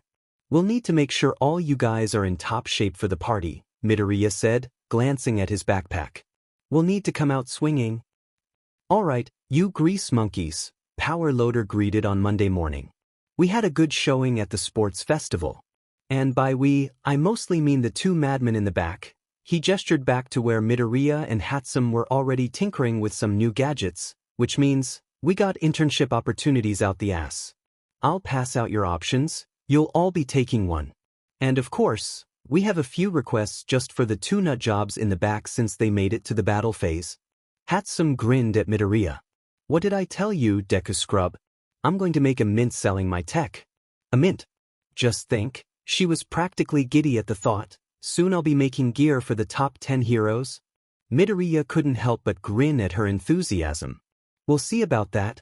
He jumped as Power Loader placed a large stack of papers on his desk. 50 offers, Midoriya, Power Loader huffed. I would say it's a new record, but? Midoriya asked, confused. Power Loader guffawed. I think you scared a few of the tech heads out there that have never seen a fight. He dropped a stack of paper just slightly larger onto Hatsum's desk. She got 55 offers. That's the record. Yes. Hatsum cheered, fist pumping. I'm going to make so many new babies this week. What? Midoriya yelled, in disbelief. I think some of the spectators thought you were a bit nuts in that last battle, Power Loader chuckled. But you both broke the older record of 35. And that was 20 years ago. Good job. As he walked away, Midoriya looked over to Hatsum, rubbing one of her gadgets against her cheek and cooing, I'm so proud of you. And they thought I was the crazy one, Midoriya mumbled. He began shuffling through the papers as Power Loader announced. Have these back to me by Wednesday. You'll be working with these tech developers for a week, and you'll see how they work in their specialized fields, so choose carefully. Midoriya's eyes snapped upwards. Then he shuffled the papers, looking for addresses instead of technical specializations or the facility specs. Finally he found one. It was a block away. A week. Next week. A smile crept up his lips. He had found his internship. Wait, who is this with Undersea Limited? He wondered to himself. Specializing in oceanographic tech for aqua-based heroes. Well, I'd be out of my element, he realized, but maybe it couldn't hurt to expand my horizons. He scanned the location again. Besides, the whole point is to be at that dock Friday night. It's time, he whispered. It's 10:45, why? Yukio replied, mishearing him. Never mind. Thanks, Midoriya replied. Maybe I'm going a little crazy. I'm telling you, Deku Scrub, I don't know who to pick, Hatsum half bragged, half contemplated. I've got it narrowed down to 3. She shoved her sandwich into her mouth. Deku rolled his eyes. The 3 you've picked all specialize in pro-hero suit enforcement, repair, and upgrades. I'm sure any of them would be good. That's what makes it so hard, duh. You sure you want to learn about Aquatech? Hatsum asked. High seas heroes use a lot of espionage and stakeouts. You seem like more of, she held up her sandwich like a gun, pew pew, bang bang, type guy with your tech. I just want to learn new things. Can't be a one-trick pony, he answered, when he looked up at the Class 1A table. Everyone there looked much more solemn that day. No one was talking. As he scanned their faces, Tsuyu looked up and met his gaze. He gave her a small smile, but she frowned and looked back to her food. Hey, did something happen to that hero class? Hatsum shrugged.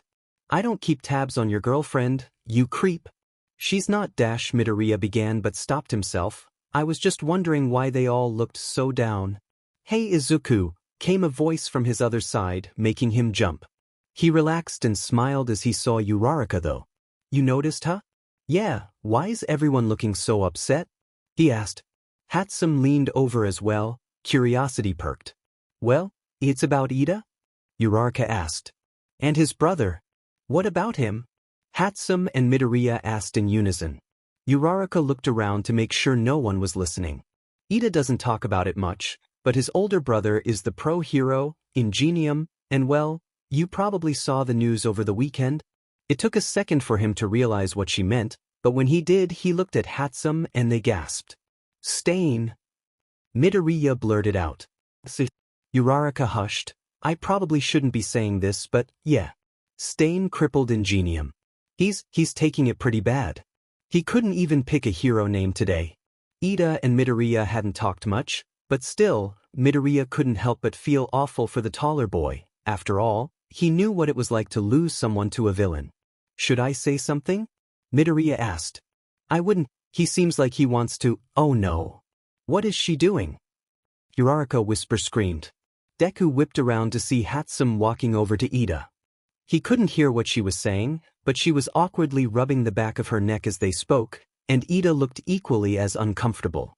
So does everyone know? Midoriya asked, turning away from the awkward confrontation. Uraraka shook her head. Oh.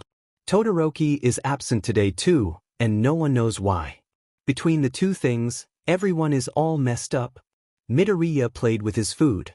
Todoroki had said some weird things about his fire being a curse, and seemed pretty messed up about using his fire at the sports festival. At the time he hadn't thought much of it, but looking back, there were some red flags there. Anyway, I never got to say, congratulations on second place. Uraraka said, giving him her bright smile. You're tougher than you look.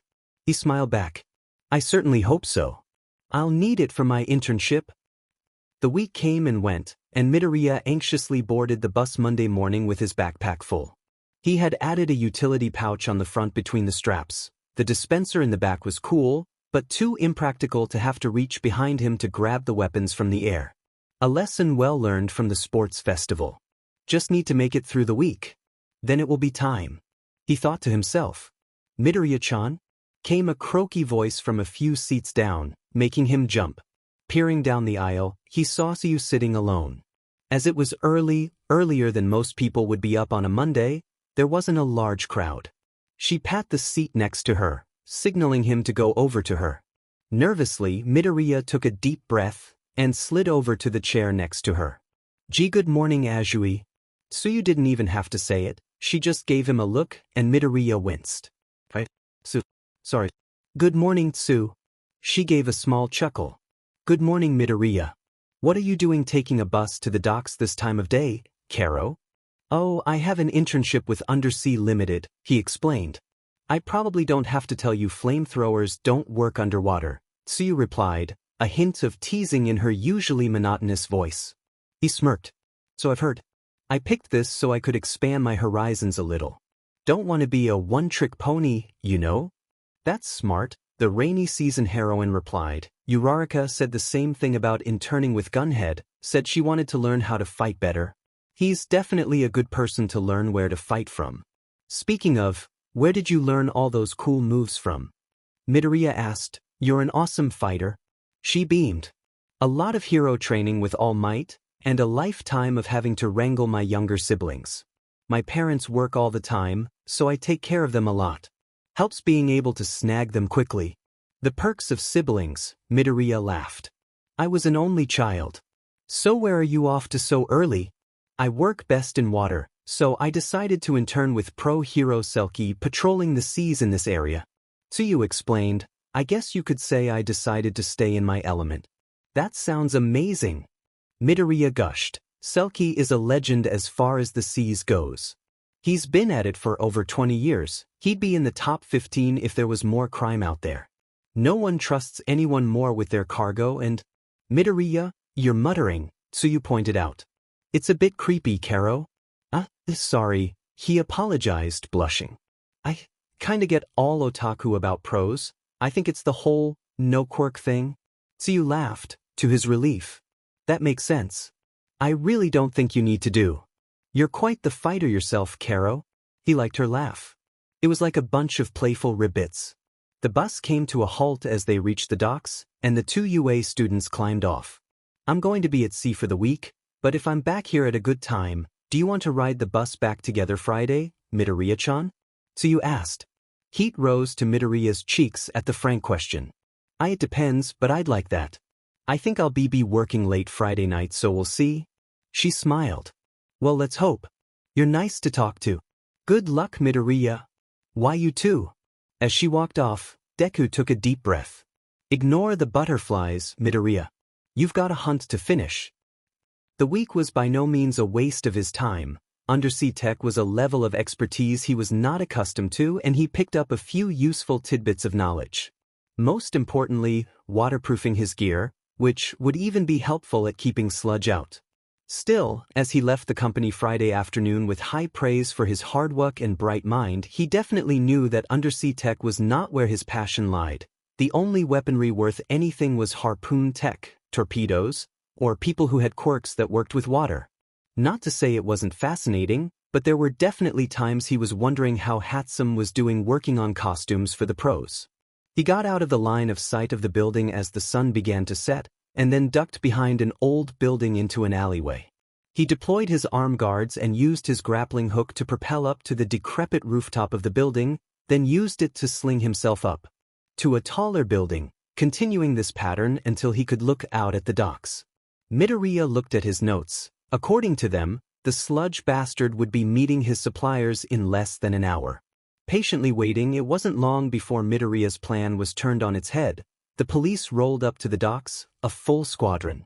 Curiosity piqued, he pulled down his goggles and zoomed in, a feature he had learned from Hatsum. They were all just waiting. For what? To scare off the transfer? His questions were answered shortly after, as a boat came into the dock.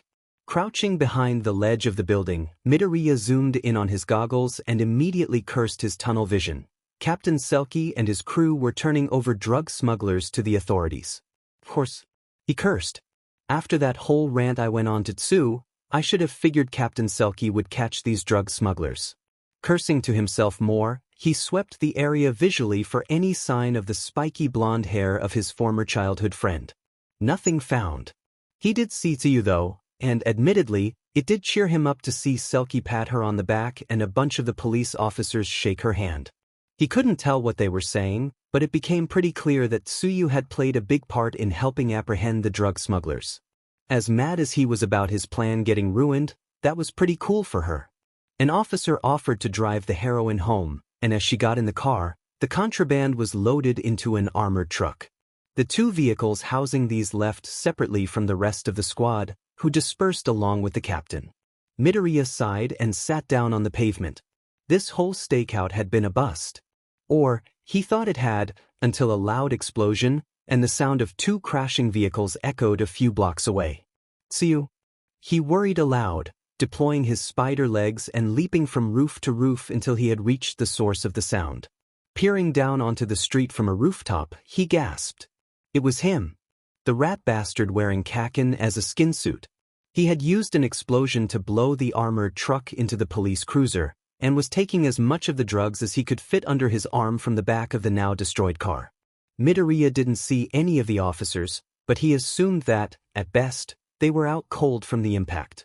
He was about to leap down to the streets, but was startled as the back door of the police car was booted open, and Azui leapt out, using her tongue to grab the back of the villain's leg, and rocketed herself towards the kakin's body, kicking him in the back and making him drop the drugs. Damn it. He heard the villain yell, sending shivers down Midoriya's spine to hear an imposter's voice come from his friend's mouth. You keep shitting on my plans, don't you bitch? Tsuyu leapt to attack the sludge villain again, but he used Bakuga's explosion quirk to blast her into a building next to them, and he followed her inside through the busted window. Time to stop spectating, Deku growled, jumping to the street and using his spider legs to land, sneaking in the window as silently as possible. As soon as he entered, he felt the temperature drop at least 30 or 40 degrees. This must be a cold storage facility. 2+2 clicked in his head and he gasped. Tsuyu. She can't be here. He ran inside and peeked around a corner to see Tsuyu, stumbling backwards, clearly struggling to stay conscious as the sludge villain approached. You know, he scowled, this meat suit is getting a little rotten. I wouldn't mind an upgrade. The villain used an explosion to knock Tsuyu to the ground, and she weak-led tried to scoot away. He discarded Bakuga's body, leaving through the rotted opening of the left eye, leaving the corpse of Kaken in a heap on the floor, and approached Tsuyu ominously. It's time. Midoriya sprung into action, redeploying his spider legs, and landing over Tsuyu defensively. The sludge villain's eyes widened in recognition. Midoriya did not answer as adrenaline overtook him. He reared up onto his back spider legs and shoved the front ones directly into the eyes of his most hated nemesis. The villain screamed in pain as Midoriya shoved him a few feet back, away from the hero in training. Blood began to seep around the spider legs, but the sludge villain began to wrap his sludge around them, jamming the appendages in place. Worried this might happen, Midoriya flipped a switch on his backpack he had prepared, releasing the spider legs as they became fully absorbed by the sludge villain. Where did you go? The blinded villain yelled impotently. Midoriya jumped back as he swung a massive, gooey arm at him. Midoriya wasted no time, grabbed 3 cryogrenades from his chest pouch, and throwing them at the villain as he tried to grow himself. They worked like a charm, and the extra power he had put in them quickly encased his villain in a block of ice. There was one crack he tried to escape from, but a 4th cryogrenade sealed it. Midoriya could see the sludge villain squirming uselessly. He had trapped him swiftly, as any good hunter would. He pulled an explosive disc from his pack and took a few steps away. I know you can hear me, you piece of shit, he said. The sludge villain had stopped moving, but Midoriya could hear muffled screams. You killed my friend, Midoriya seethed, so you've been living on borrowed time? He tried to throw the explosive, but couldn't bring himself to do it. You deserve to die, Midoriya yelled, trying to convince myself. Still, he couldn't bring himself to do it. He raised the explosive disc, but stopped when he realized he was crying. For the first time since the funeral, he was crying. You are not worth tears. I'll kill you, you sack of crap. He reared back the disc and paused, trying to convince himself to cross the threshold. It was all he thought about for the last year. All of this had been building to tonight. Do it. Do it. Before he could move, a tongue wrapped around his wrist, cementing him in place. He whipped around to see Tsuyu, barely conscious, was restraining him weakly. Midoriya, she mumbled, barely audible, but in his crisis, it sounded like she was screaming in his ears. Don't. Midoriya stood frozen like that for 5 seconds. But in those 5 seconds, an eternity passed as he slowly looked from his classmate to his prey, a war waging in his head whether to heed her advice or to finally rid the world of the murderous scum he had trapped. The sound of sirens and flashing red and blue lights broke his trance. The police were outside. Tsuyu's tongue collapsed onto the ground as she passed out, beginning to turn blue. Midoriya realized she could get in major trouble for using her quirk unlicensed, and the longer she stayed here, the more danger she was in. He tucked the explosive away. He turned to the sludge villain and said in a flat but intense tone, "If you hurt anyone ever again, I will finish the job. Consider yourself lucky." Midoriya scooped Azui Tsuyu under his arm and used his grappling hook to disappear from the warehouse before the police could enter the building. Tsuyu snapped awake not long after and tried to process her surroundings. She had been wrapped in an emergency blanket, and next to her, a fire was roaring in a metal garbage can. Eyes darting all over, it became apparent she was on some sort of rooftop. Unraveling herself from her cocoon, She saw Midoriya peering over the edge of the building. Cautiously, she walked next to him and followed his gaze down to the streets. The police were containing the villain in a specialized vehicle. Another vehicle, a standard ambulance, was carting another body under a sheet into it. Midoriya, what's happening, Karo? Tsuyu asked, trying to make heads or tails of the evening she just had. Why were you here? Why did it look like you were going to? She couldn't bring herself to say the words. Midoriya sniffled and looked at her. It became obvious to her he had been crying, so she went silent. After a moment he asked, I guess I should tell you, it's a long story. Can you keep a secret? Tsuyu nodded. Mainly, she just wanted the night to make sense. Midoriya let out a long, shaky sigh. Well, a year ago, that monster, that villain killed my friend Bakugo Katsuki. That was the body he had been wearing for the last year. After he killed him, Power Loader started mentoring me on how to build things so I could enter the support course. He didn't know why I wanted to learn how to build weaponry or anything, he just thought, well, I guess he just figured I'd like it. I do, actually. Anyway, I'm getting off track. Midoriya sat down and leaned against the ledge. And ever since, I've been tracking him down. I wanted to hunt him down and learn how to stop him. Get justice for my friend. And I finally learned how. But I couldn't do it. A few more tears fell from his eyes. I failed. He sniffed and rubbed his nose. Growing up, I wanted so badly to be a hero. And everyone told me I couldn't do it, you know? I just thought, maybe if I could never be a hero, I could at least be useful and get revenge for Kaken. I can't even do that right. The last year of my life, wasted. Tsuyu sat down next to him. I don't think it was a waste, Karo. Midoriya sniffed and remained silent. Tsuyu continued. No one has caught that villain. I remember seeing that attack on the news, you know? You did something the police and the heroes couldn't for the last year, Karo. You don't get it, Midoriya sighed. He killed Bakugo. This whole year was culminating in me avenging him. And I couldn't even throw the grenade. Do you regret not killing him? That would have made you a villain too. Tsuyu replied. Midoriya paused. I don't know. Tsuyu reached over and grabbed his hand. This is already borderline vigilantism. I don't know if you not having quirk would get you off the hook on a technicality, Karo. But pros only have authority to use lethal force in the most dire of situations. Midoriya brought his knees to his chest. Tsuyu looked down at her own feet. I know I was out of it, but I don't think you wanted to do it, Karo. Midoriya looked up at her. You don't? She shook her head. You were shaking and crying. I didn't want to let you do anything you'd regret. He paused, but after a minute, his legs relaxed back down from his chest to the roof. You're right. Maybe I'm still that same stupid kid who thought he could be a hero. To his surprise, she moved closer to him and rested her head on his shoulder, making him freeze. I think you're a hero, Midoriya-chan. You do. He breathed. She nodded against his shoulder. I would have been his next puppet if you hadn't been there, Karo. You saved me. So at the least, you're my hero. Midoriya's face burned the embarrassment. Thank you, Tsu. She stood up and offered him a hand up. After a pause, he accepted. Besides, she added, I bet your friend's family is going to be really happy he can be at peace now. Midoriya gave her a small smile. Thank you, Tsu. Please don't tell anyone about this. Tsuyu returned his smile. Of course, Midoriya-chan. Just, no more obsessing over villain murder. You're better than that. Okay, he relented. You win. Together, they left the rooftop of the building and boarded the late bus back towards home, exhausted from the crazy day. Tsuyu told Midoriya all about her encounter capturing the sludge villain's partners at sea, to his amazement. As they neared his stop, he looked at her and gulped.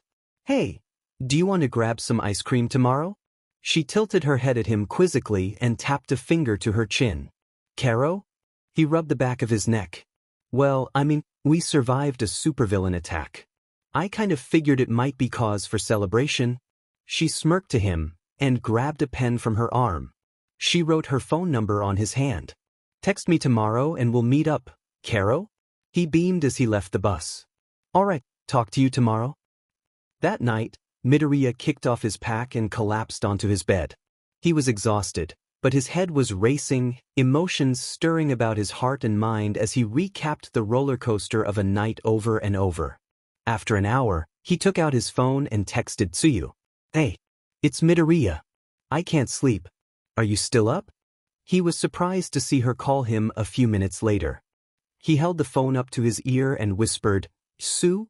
Midoriya was shocked to hear her in tears. "Midoriya, it's terrible." He furrowed his brow. He had just seen her an hour ago. "What happened?" "I just got off the phone with Uraraka. It's Ida, Karo." She sobbed. He paused, and Tsuyu explained. "He went after Stain. Just like you did. But he was alone. He didn't make it, Midoriya." Midoriya almost dropped the phone. "Oh my god, Tsuyu, I'm so sorry. Do you need anything? Do you want me to get you anything?" She sniffed. "No. Can we put a rain check on the ice cream for a week or two? I kind of just want to be alone for a bit, Karo. That could have been us, you know?" "I'm sorry." "Don't apologize," he insisted. "You lost a friend. Please, take all the time you need. Please call or text me if you need anything." "Thank you, Midoriya." She croaked. "You're really sweet, Karo. Don't worry about it, Tsu. I'm here for you. After everything you've done for me tonight." Midoriya replied. "Thanks, I'm going to try and sleep though. Good night, Midoriya." "Me too. Good night." Midoriya did not sleep though. Instead he stood up and walked over to his corkboard. He ripped down every article and picture of the sludge villain and tore them into as small of pieces as he possibly could. He opened his laptop and printed a few articles on the hero killer, Stain, to review in the morning. He tacked a picture of the villain on the center of the corkboard. "You're next," Midoriya whispered to the picture. The day after the capture of the sludge villain, Midoriya watched the news intently with his mother. Not for glory, but to learn more about the attack near Shibuya where Stain had murdered his fellow UA student, Ida Tenya. It turned out the attack was just part of a bigger attack by the League of Villains, or so the authorities believed for the time being. Frustratingly, most of the coverage was focused on the monsters that were attacking, the same kind Midoriya had seen at the USJ, supposedly called Nomas, that had ravaged a few blocks before being stopped by Endeavor and a few lower-level pros. But finally, the newscaster went over the details, though there wasn't much. Stain had cornered and killed pro-hero Native, and Ida attempted to intervene and kill Stain. But he failed, as Stain used his blades to do in both the student and hero. Frustratingly, no one had yet to discover how Stain's quirk worked. Midoriya was annoyed with how unhelpful this was, until the newscaster shifted to the capture of the sludge villain and the recovery of the body of Bakugo Katsuki. The reporter showed a brief interview with a woman Midoriya recognized as Bakugo's mother, Mitsuki. "I'm just so glad he can rest now," she said through tears, "and that justice was finally done for my boy." Midoriya swelled with pride for a minute. Perhaps Tsuyu had been right. In the end, maybe killing the villain wasn't where he should have focused. At the least, he was glad to have given Kaken's mother some peace. Having finished the newscast, Midoriya excused himself to his room to study, grabbing an apple for brain food. Sitting down at his desk with his laptop, he paused to text Tsuyu. "Good morning. How are you holding up?" As he began to research Stain, she messaged him back. "It's rough. Uraraka is taking it really hard. They were best friends. I'm heading over to see her." He frowned. Both Tsuyu and Uraraka were nothing but nice to him, and it was terrible knowing they were going through this. He might not have really known Ida, but he seemed like a good enough guy. "That's awful, but it's really sweet you're there for her. I'm here if you need me. Let me know how it goes, okay?" Midoriya turned his attention back to his computer, going back to square one with research. All the news stories were the same. Stain's MO was consistent from every killing or crippling. He would attack a solitary hero with his blades in an ambush. Surviving heroes always said that somehow he would temporarily paralyze them, leaving them sitting ducks to disfigure in whatever way he saw fit. Printing off a fresh map, Midoriya circled all the locations Stain had struck and stood back. He frowned. The attacks were widespread and seemingly random. Don't stick to a neighborhood, huh? He supposed it made sense. Where and when weren't becoming clear. The how, while still unclear, at least was some combination of bladed fighting skills and a paralysis quirk of sorts. The what was the killing of heroes? What? Maybe that would give him an insight on what could be done. To his knowledge, Stain had never given a statement on why he was doing what he was doing. Usually that only came out when a high-profile villain was brought in. He looked at the list of Stain's victims, trying to link them together. Still, Midoriya couldn't find a connection. All of the pros had various different quirks, specialties, their rankings were all over the place, as were their popularities. Midoriya placed his head in his hands. How do you cover your tracks so well?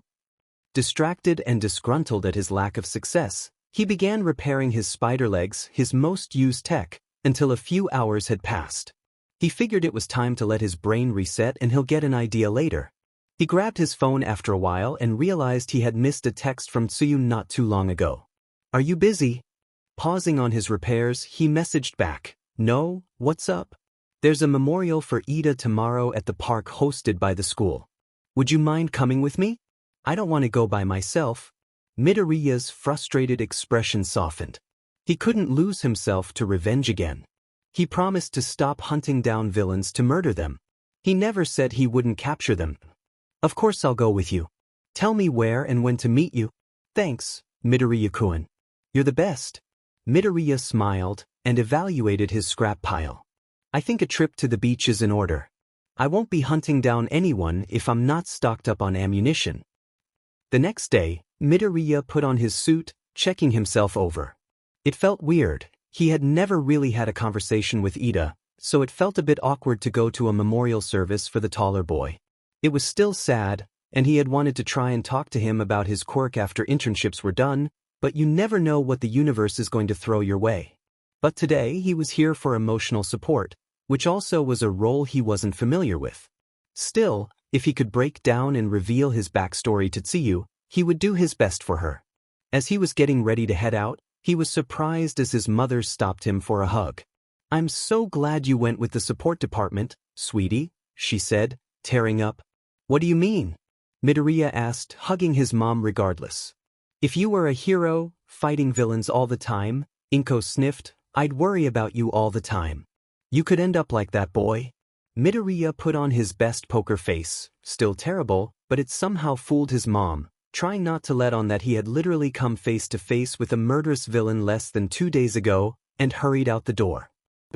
He pushed the guilt down as he boarded the bus, remembering his promise to meet Tsuyu at the entrance of the park. He allowed himself a small smile as he saw her, but it was hard to keep it seeing the distraught faces of all the students of Class 1A.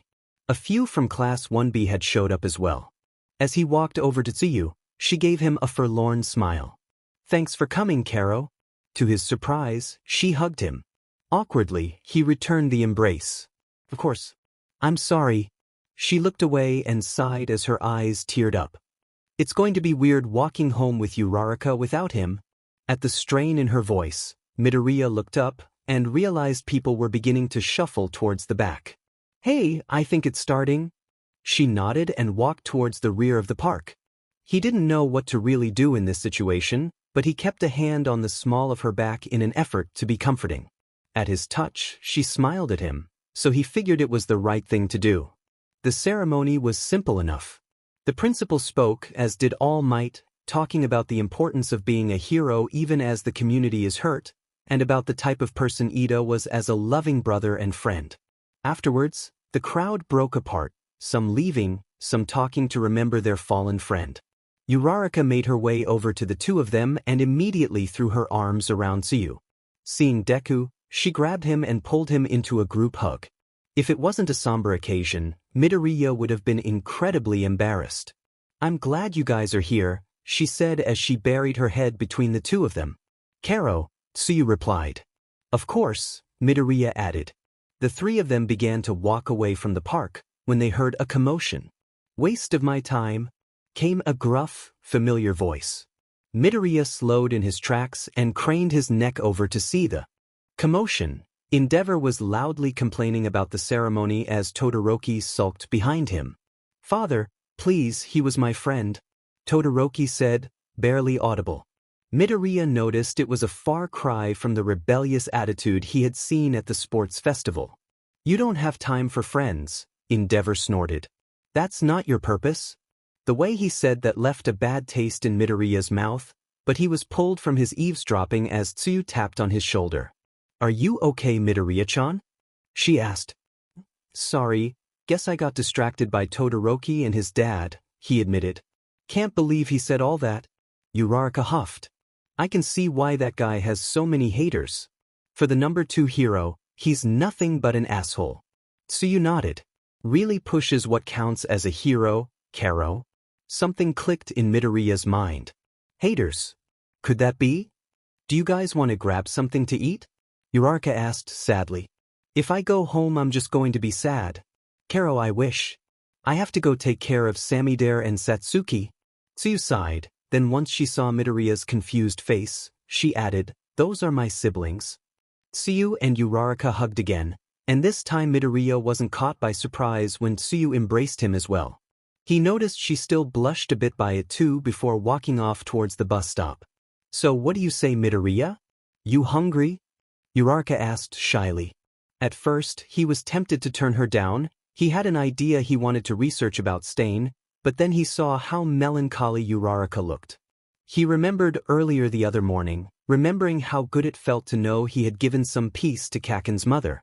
Being there for people was just as important as catching villains. "Sure, I got a minute," he replied. They stopped for some ramen, but Midoriya could barely focus as his mind raced. But as they were leaving the restaurant, Uraraka said something that snapped him out of his trance. "You know, Midoriya, there's something that bugs me," she said. "What's that?" he asked curiously. She gave him a lopsided grin. "I wish I would have gotten a chance to take you on at the sports festival." Midoriya laughed. "Yeah? Why is that?" "Well, after we agreed not to go easy on each other, it would have been fun to see just how tough you are." She beamed. He smiled back. "Well, perhaps next year. Anyway, I should go. I'll see you tomorrow. Good night, Midoriya." Her face returned to the more somber look, but she looked down and kept a slight smile. "Thank you for keeping me company." He smiled back, cheeks tinged pink. Glad to help." "Good night, Uraraka." As she left his sights, Midoriya took a determined look. Friend time was over. Now it was hunter time. Giving his mom the quickest greeting he could, he darted towards his room and opened his laptop and hit up the dark web. He pulled out his list of heroes who had fallen victim to Stain and began researching them. His hunch had proved correct. Nearly every hero who had been attacked by Stain had a large amount of complaints on various hero hater message boards on the more unsavory parts of the web. People complaining that they weren't of the right caliber to be a hero, that their motivations were garbage, or that they were too much of an asshole to be a hero. Is he judging the heroes? Midoriya wondered, tapping his pen to his mouth. It was a passable theory. The heroes who died were the ones with the most atrocious attitudes, known for being in the hero business only for money and fame. The ones who lived tended to be made examples of, like Ingenium, and had relatively few complaints, but were more business-minded as opposed to altruistic. Not that this ever seemed bad in Midoriya's mind. Heroism was a viable career if you had the ability for it. But the way some of these message boards stated it, if you weren't all might-like in your motivations, you were garbage. Midoriya yawned. Even if it was a workable theory, he had no way of knowing when or where Stain would strike next. Closing his laptop, he decided this could be a problem for tomorrow. It took him a year to track down the sludge villain. He wasn't going to find Stain or figure out how to combat his quirk overnight. Little did Midoriya know that it would be sooner than he thought. The next morning in class, he began drawing up plans for new weaponry while waiting for Power Loader to come in. He didn't see Hatsum sneak up behind me and give him a surprise hug. "There's my favorite vegetable." Midoriya blushed horribly as he jumped, but relaxed as he whipped around to see his support rival. "Oh, it's just you," he replied with some sarcasm. "That's no way to greet your best friend." Hatsum huffed playfully, ruffling his hair and heading to her desk. "So tell me all about your journey to Atlantis. Since when am I your best friend? I thought I was your most hated rival?" Midoriya chuckled. She rolled her eyes. "Just tell me how your internship was." Midoriya explained that it was a bit lackluster, but educational. Still, he noticed Hatsum looked a bit distracted, or trying to get something more from him. He couldn't put his finger on it. Tell me about yours, handsome. To his surprise, she shrugged. It was fine. Not as much fun as I thought. Mostly just repairing pro suits, you know? Didn't get to really invent anything new. That's a bummer. You were so psyched to be working on pro suits? Midoriya frowned. She shrugged once more. Yeah, well, I was hoping I'd get a chance to enhance them or something. Maybe we'll be able to for the hero course people here. Power Loader walked in the door, yawning. Alright, looks like you all lived. And even better, no one complained about any of you, which is a miracle I'm willing to take. Standing behind the desk, he looked over his students and took a lopsided grin. So now we're going to be approaching term end. So, you've all built weaponry for the sports festival, restraining systems, you've interned. This has been a pretty good start to the year for support. But that means I have to go above and beyond for your end-of-term projects. He held up his hands for air quotes, plus ultra, as they tell us to say. This got a chuckle out of his tired students, and he continued, I want to challenge you. Make you tackle a problem you might not have thought of before. So, I'm going to put you into small groups of 2 or 3, and you'll be working a special project until the end of term next month. Power Loader went around the room, separating students into various groups before getting to the back. And of course, you too. Midoriya and Hatsum exchanged looks as Power Loader chuckled. You two get to help me on something. I have a friend who needs something added or invented for her pro costume. Yes. Hatsum exclaimed, grabbing Midoriya's shoulders abruptly and shaking him around. Whatever it is, we're on it. Dizzy Midoriya asked, Who's the pro, sir? To their surprise, Power Loader looked embarrassed. Well, you'll have to come downtown with me for it. I'll get you out of your afternoon classes. This one is at my lab.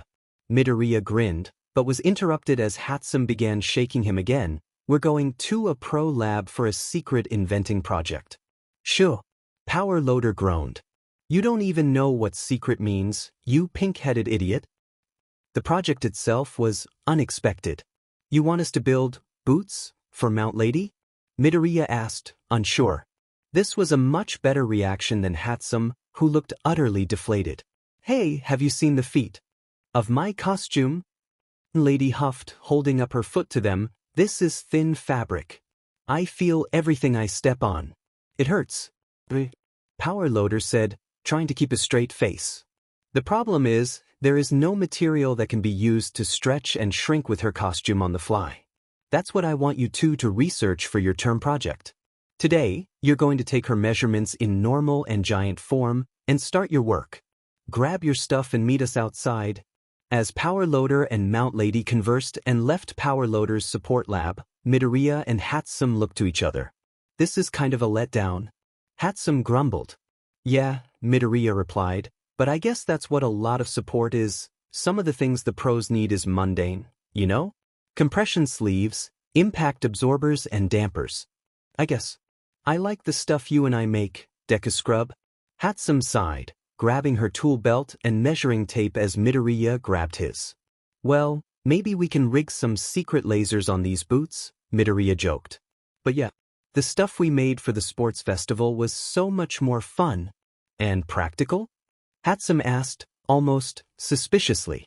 Midoriya wasn't sure what she was getting at. But it didn't matter as the sound of a scream came from outside. Alarmed, the two support students ran out to the front of building and gasped to find Power Loader, laying on the ground motionless. Sir, they both yelled, crouching down. I'm fine. Get away from here. He grunted before passing out. They looked up, and Midoriya saw Lady had gigantified herself, giving chase to down the street. Freeze, Stain, she yelled, angrily. His eyes widened. Not today. Hatsum stood up. Come on, Deku Scrub, let's get. She looked up though and saw Midoriya chasing down Lady as he ducked down an alley. Out of here. Midoriya deployed his spider legs in the alley and scaled his way up to a rooftop, leaping from roof to roof as he followed Mount Lady desperately. It was hard to keep up with her long strides. In the distance, he saw her reach out and grab something. Maybe she has this under control. His thoughts were dashed though as suddenly Lady fell, collapsing against the pavement, making the ground shake. Or not. As he reached the edge of the roof, Midoriya froze, shocked. Like the others before her, Mount Lady had been paralyzed, as she lay on the ground trembling. Whatever had paralyzed made her revert to normal size as well. A man stood right above her neck, holding a blade to it. Deku recognized him as Stain. "You are no hero," he growled. "In it for fame and glory? Holy shit, I was right. What kind of—" He raised the blade, and Midoriya found himself springing into action before he could even think. Leaping from the sky, he whipped out a magnetic bola and threw it, snapping around Stain's legs. But in a swift motion, Stain diverted his blade and cut himself free as Midoriya landed past the top of Mount Lady's head. Turning, the villain looked in Midoriya's eyes, sizing up the boy with the mechanical spider legs. "And who might you be?" "No one special, just passing through," Midoriya replied, pointing his flamethrowers at the hero killer. "Let's step away from the pro, shall we?" There were a pause as the two sized each other up, and then Stain was on the attack in a flash. He immediately jumped to his left and off a wall, and Midoriya braced, but suddenly he had a stinging feeling in his left shin. When Stain had jumped, he had thrown a knife that sliced his unprotected leg. Ignoring the pain, Midoriya leapt backwards himself and grabbed a cryo-grenade. Stain went to grab the knife and pull it towards his face, but Midoriya had thrown his weapon by then, freezing the blade to the ground. Stain was barely able to jump back and avoid the icy blast. While he was dodging, Midoriya unleashed a burst of flame from his gauntlets, but Stain hit the ground in a roll and dashed away, throwing another knife. Midoriya caught that one and snapped it with his iron gauntlet. But as he caught the blade, Stain had used the opportunity to close the distance between them and was readying an attack with his sword. Midoriya was able to parry with his own spider leg, but didn't see Stain produce another small knife with his offhand and nick Midoriya's side. In a flash, he gave the blade a lick, and Deku felt himself freeze up. It's the blood. He has to lick blood. He realized. Not that it mattered now. Suspended helplessly from his spider legs, he looked at the hero killer in terror. Stain walked up and examined the boy. "What do you think you're playing at, kid? You out for revenge just like that other punk-ass?" "I jumped because you were going to kill her," Midoriya spat defiantly, relieved his mouth still worked. His best shot now was to stall for time. It was true, to an extent. While he was definitely after Stain, he would never have struck without knowing what he was dealing with. But all logic flew out the window when someone was threatened. "Let me tell you something, kid," Stain laughed, a rather twisted chuckle. "She's not worth saving. She's here for glory and fame. You think she'd do the same for you?" "Absolutely," Midoriya replied. "She's never failed to act in any of her heroics. So she can get good photo opportunities?" Stain grunted heatedly, suddenly pressing a knife to Midoriya's neck. "I can't move, but I can feel the cold steel," Midoriya gulped. Still, he needed to keep Stain busy.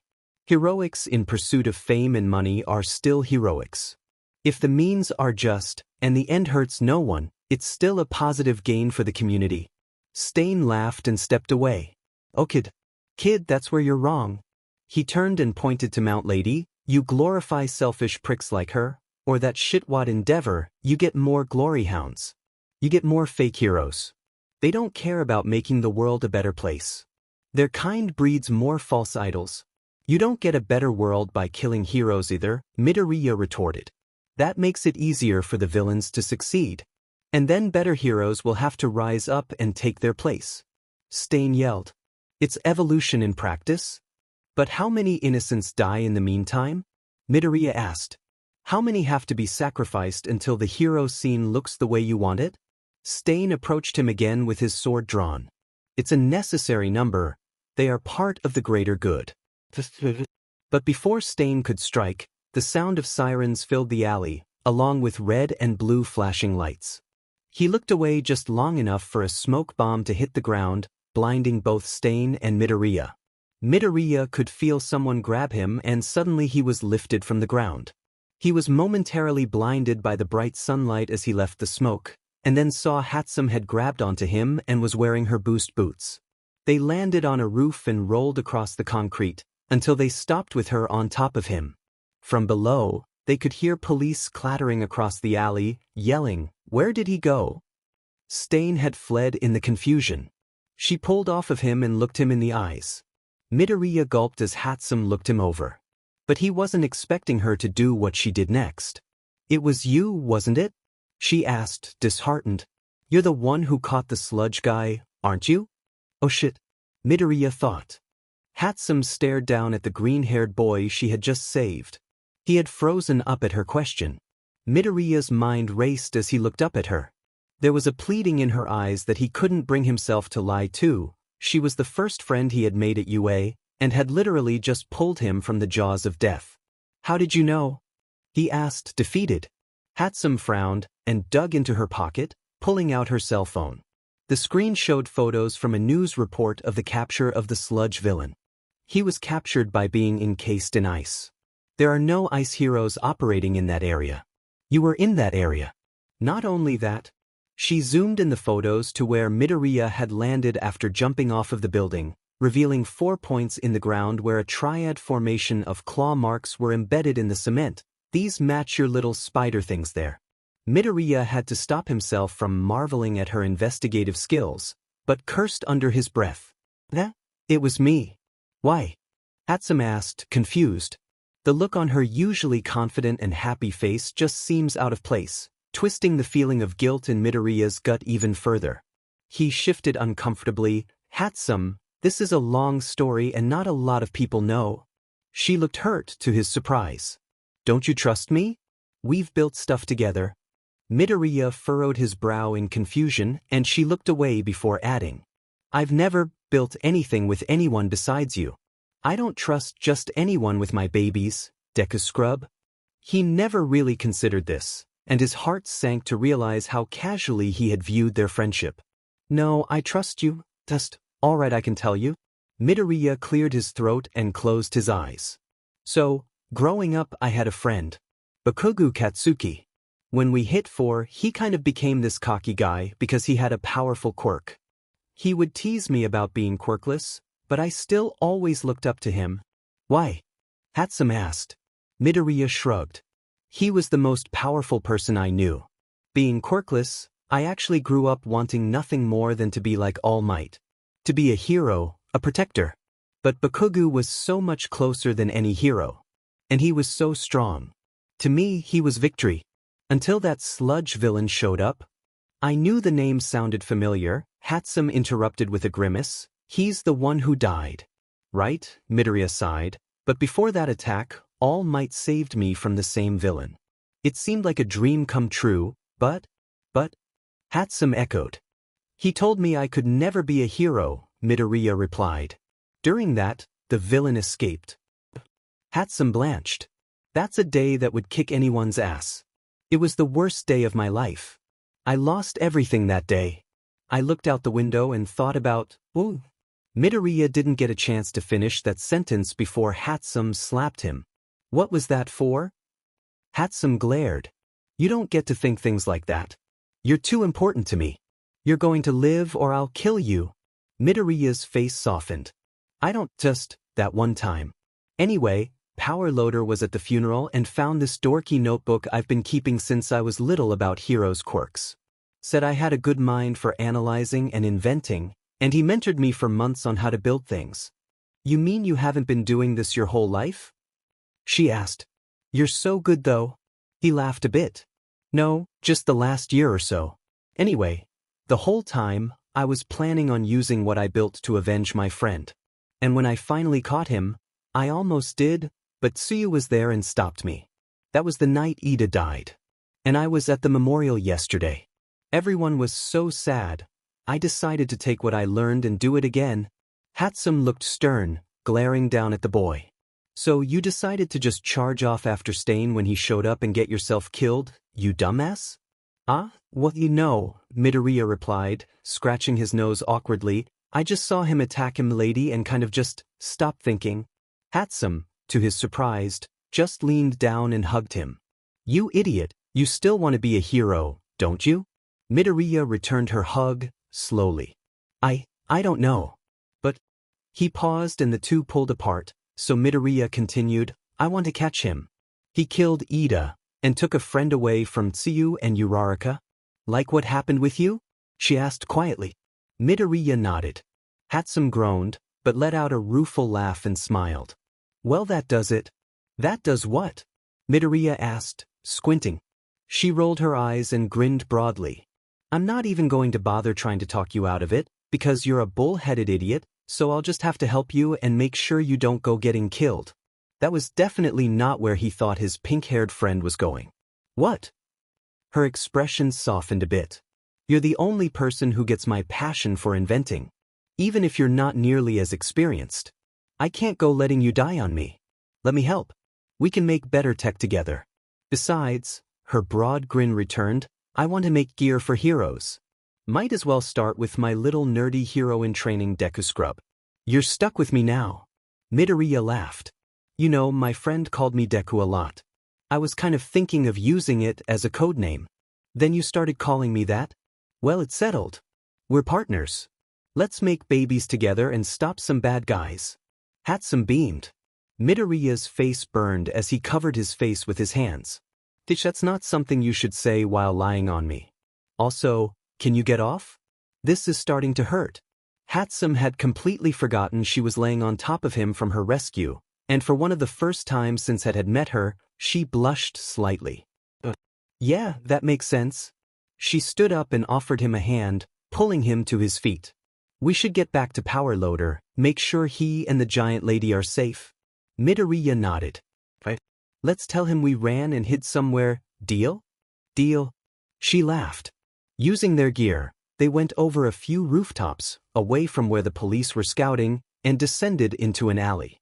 Hitting the streets, they looped back to where Power Loader was, back in the lot of his lab, now on his feet, with MT Lady and a group of officers. Oh good, there you two are, Power Loader sighed, running up to the two of them as soon as they came into view. I had no idea where you ran off to. Well, you told us to get out of there, so we found a building and hid, Hatsum replied coolly. I'm glad to know you were worried though. Midoriya decided to let her do the talking. She was way better under pressure. Well, you two are nothing but a nuisance and I'd be glad to be rid of you, but you know, not like that. Power Loader said, a bit flustered. Look, let's finish taking statements, then we can take the measurements and get started. Thankfully, neither of us were hurt too badly. The two students looked over and overheard the final bits of Mr. Lady's official statement. So he had me paralyzed face down, and I don't know who intervened, but he was yelling to some kid about me being a glory hog. Me Lady huffed with arms folded as she explained her statement to the police. He better hope I don't catch him again, or he'll be a stain on the pavement. Good one, the officer replied, but the hero just gave him a glare. Sorry. Midoriya and Hatsum exchanged glances and sighed in relief. For some reason, it hadn't even struck either of them that MT Lady might have overheard the whole ordeal. Thankfully, nothing too pertinent had been said. Luckily for them, the officers took their statements together, so they were able to lie and say they had run to the nearest office building and waited until the coast seemed clear and they saw the sirens. Satisfied, the police left, and Power Loader urged his 2-star pupils to get back to work. As the day wore on, they finished doing what was requested of them, taking detailed measurements of MT Lady's feet. Midoriya did his best not to think about all the disgusting deep web posts he had seen about her giant feet, but it was hard not to get a little grossed out by those memories as he worked. As the two students compared notes, they overheard Power Loader and the pro talking in his office. So, Power Loader began, sounding oddly nervous, are we still on for dinner this weekend? Both Midoriya and Hatsum lowered their clipboards and their jaws hung open. Let's see how those two students of yours do, and we can talk plans, the younger heroine replied flirtatiously. I'll call you Wednesday. Toodles. Lady left his office and sauntered out of the lab, not noticing the incredulous stares she was getting from the pro's protégés. Power Loader burst forth immediately after, and clapped to the two of them. Okay, so you guys will need to give this project your all. You will be working on it at the school, but use anything here at the lab you might need, and if you need to stay late, don't be afraid to. He checked his watch and grunted. But it is getting late and you two should get going. Be ready for tomorrow. As the two walked away from his lab, Hatsum let out a frustrated groan as soon as they were out of earshot. I can't believe he's putting us, the two most brilliant inventors UA has seen in decades, on a freaking project to get himself laid. Midoriya blushed and laughed. Well, at least it will be a challenge, right? No one has invented a soul that can expand like the suit materials. I guess, she grumbled. She looked around and lowered her voice. So, did you learn anything from your fight? Sounds like you guys had a battle of wits. Midoriya smiled and whispered, actually, I know how his quirk works. He has to lick someone's blood, and it allows him to paralyze them, probably only for a few minutes, but no idea how long or if there are any factors. Yeah, those pants aren't cutting it in a knife fight. Hatsum frowned. Pun not intended, but I'm glad it happened. Yeah, he kept going for my legs, which I couldn't protect with my gauntlets or spider legs. Midoriya agreed. Also, he's doing this because he doesn't think heroes now are good enough. He thinks they're glory hogs and selfish, and they inspire more villainy. Stuff like that? Hatsum rubbed her chin. Well, that could maybe be helpful. Her eyes lit up though and she began to rub her hands together. But first, we need to find a way to prevent him from cutting you. The problem is he's fast too, Deku added. It's easy enough to cover myself in armor, but if I can't catch him, it's not going to work. Well, guess that gives us two challenges. Hatsum grinned. Let's get this stupid shoe thing out of the way so we can make you the world's greatest quirkless hero. Midoriya laughed. Maybe having a partner wouldn't be so bad. Tuesday morning flew by. They focused on their official schoolwork while under the watchful eye of their love-struck teacher. It was a challenge. No other materials expanded other than the specialized cloth made for gigantifying quirks, and that technique was heavily patented. To make a cloth for a hero to expand, it had to be made from their hair so it matched DNA. There was no way to make metal or rubber from hair that was known to man, and their experiments weren't helping either. This is impossible. Midoriya groaned, and the smell of burnt rubber is starting to really get gross. Yeah, I think this is a dead end, Hatsum sighed, frustrated, rubbing her chin. Maybe we should be looking at it another way? Good thinking, Midoriya agreed, scratching his head. If we can't make the material grow, are there other ways to make something expand? Maybe. He looked down at his backpack. Maybe something telescopic like my spider legs or your stilts? She snapped her fingers and pointed at him. That's gotta be it. Her growth takes a few seconds, so could we maybe use some sort of pressure-activated system? Midoriya began scribbling down some blueprints on it, making notes of all their ideas. The lunch bell rang, and Midoriya hastily finished his notes on the blueprint roll. Are we working on this after school? I cleared out my schedule. It wasn't hard, it was a whole lot of nothing. Yeah, I figured we could work on that in our side project, Hatsum grinned. Even in the cafeteria, they were scribbling notes down on their ideas for their final project. They were so engrossed in the project, they didn't even notice Azui and Uraraka approach them and sit across from them until Zero Gravity Hero cleared her throat. Whoa! Deku exclaimed, embarrassed. Sorry guys, we were really wrapped up in our end-of-term project. His voice softened. What's up? There's like a rain cloud hanging over Class 1A after what happened, Uraraka answered, frowning and poking at her food absent-mindedly. Is it okay if we sit here? Yeah, I like rain, but not when it's metaphorical, Karo, Azui added. I could put a heat lamp over your guys' table, Hatsum suggested, rubbing her chin, some fake sun. Next best thing to a real one. Or they could just sit here, Midoriya rolled his eyes. Ignore her, she takes things a bit too literally. Don't ignore me, I'm the brains of this operation. Hatsum huffed. The two hero course students laughed. You two are a riot. What are you working on? Uraraka asked, happy for the distraction. End-of-term project, Midoriya answered. Power Loader has us working on some gear for a pro. Using our free labor to impress his love interest, more like it, Hatsum huffed, had us taking requests from M-Lady at his lab. Midoriya cringed. Keeping secrets was not a strong suit of Hatsum. Tsuyu and Uraraka both gasped. Wait, you were there yesterday.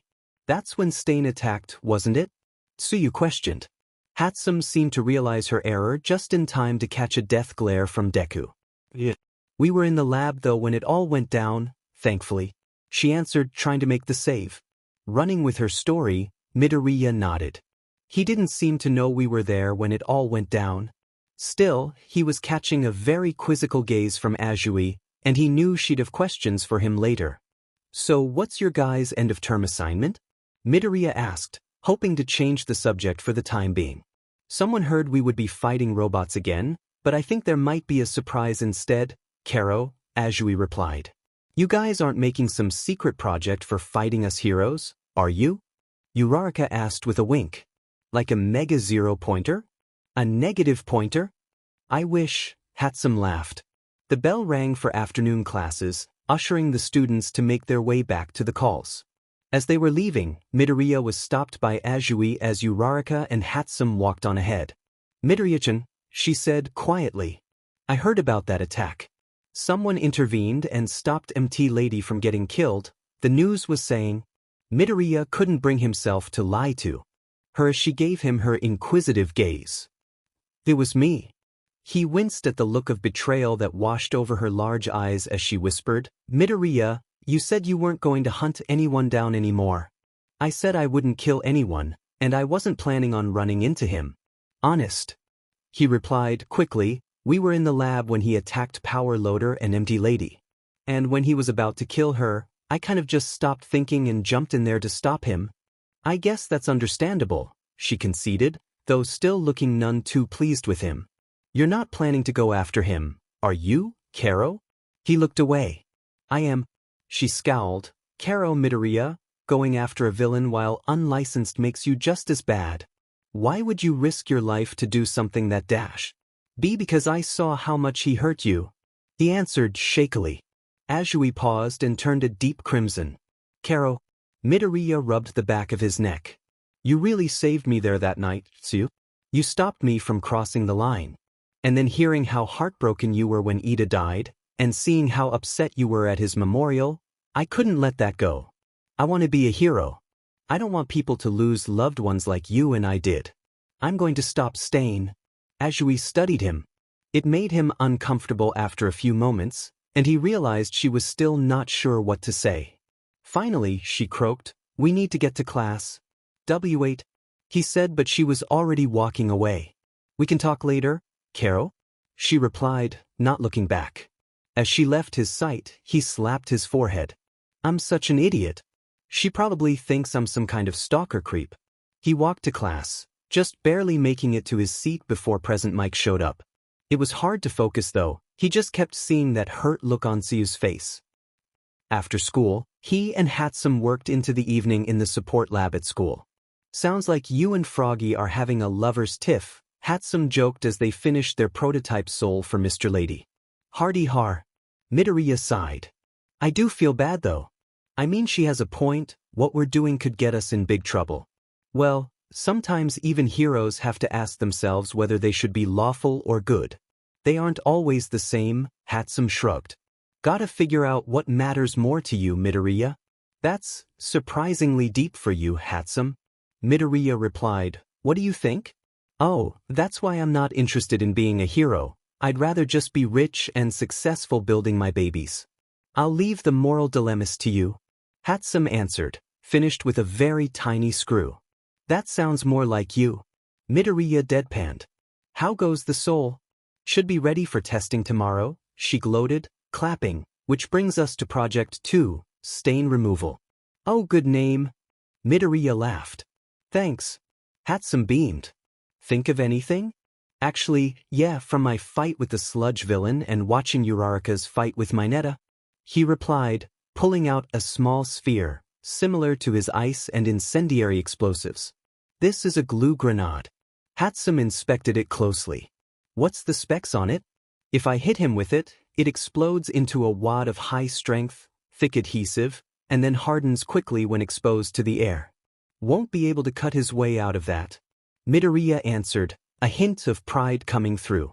Your brilliance almost reaches half that of my own, Deku Scrub. Hatsum laughed, I like it.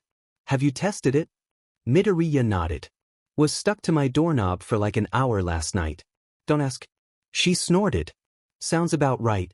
What do you have for avoiding him from getting your blood? Midoriya shrugged, I didn't get that far. Hatsum beamed.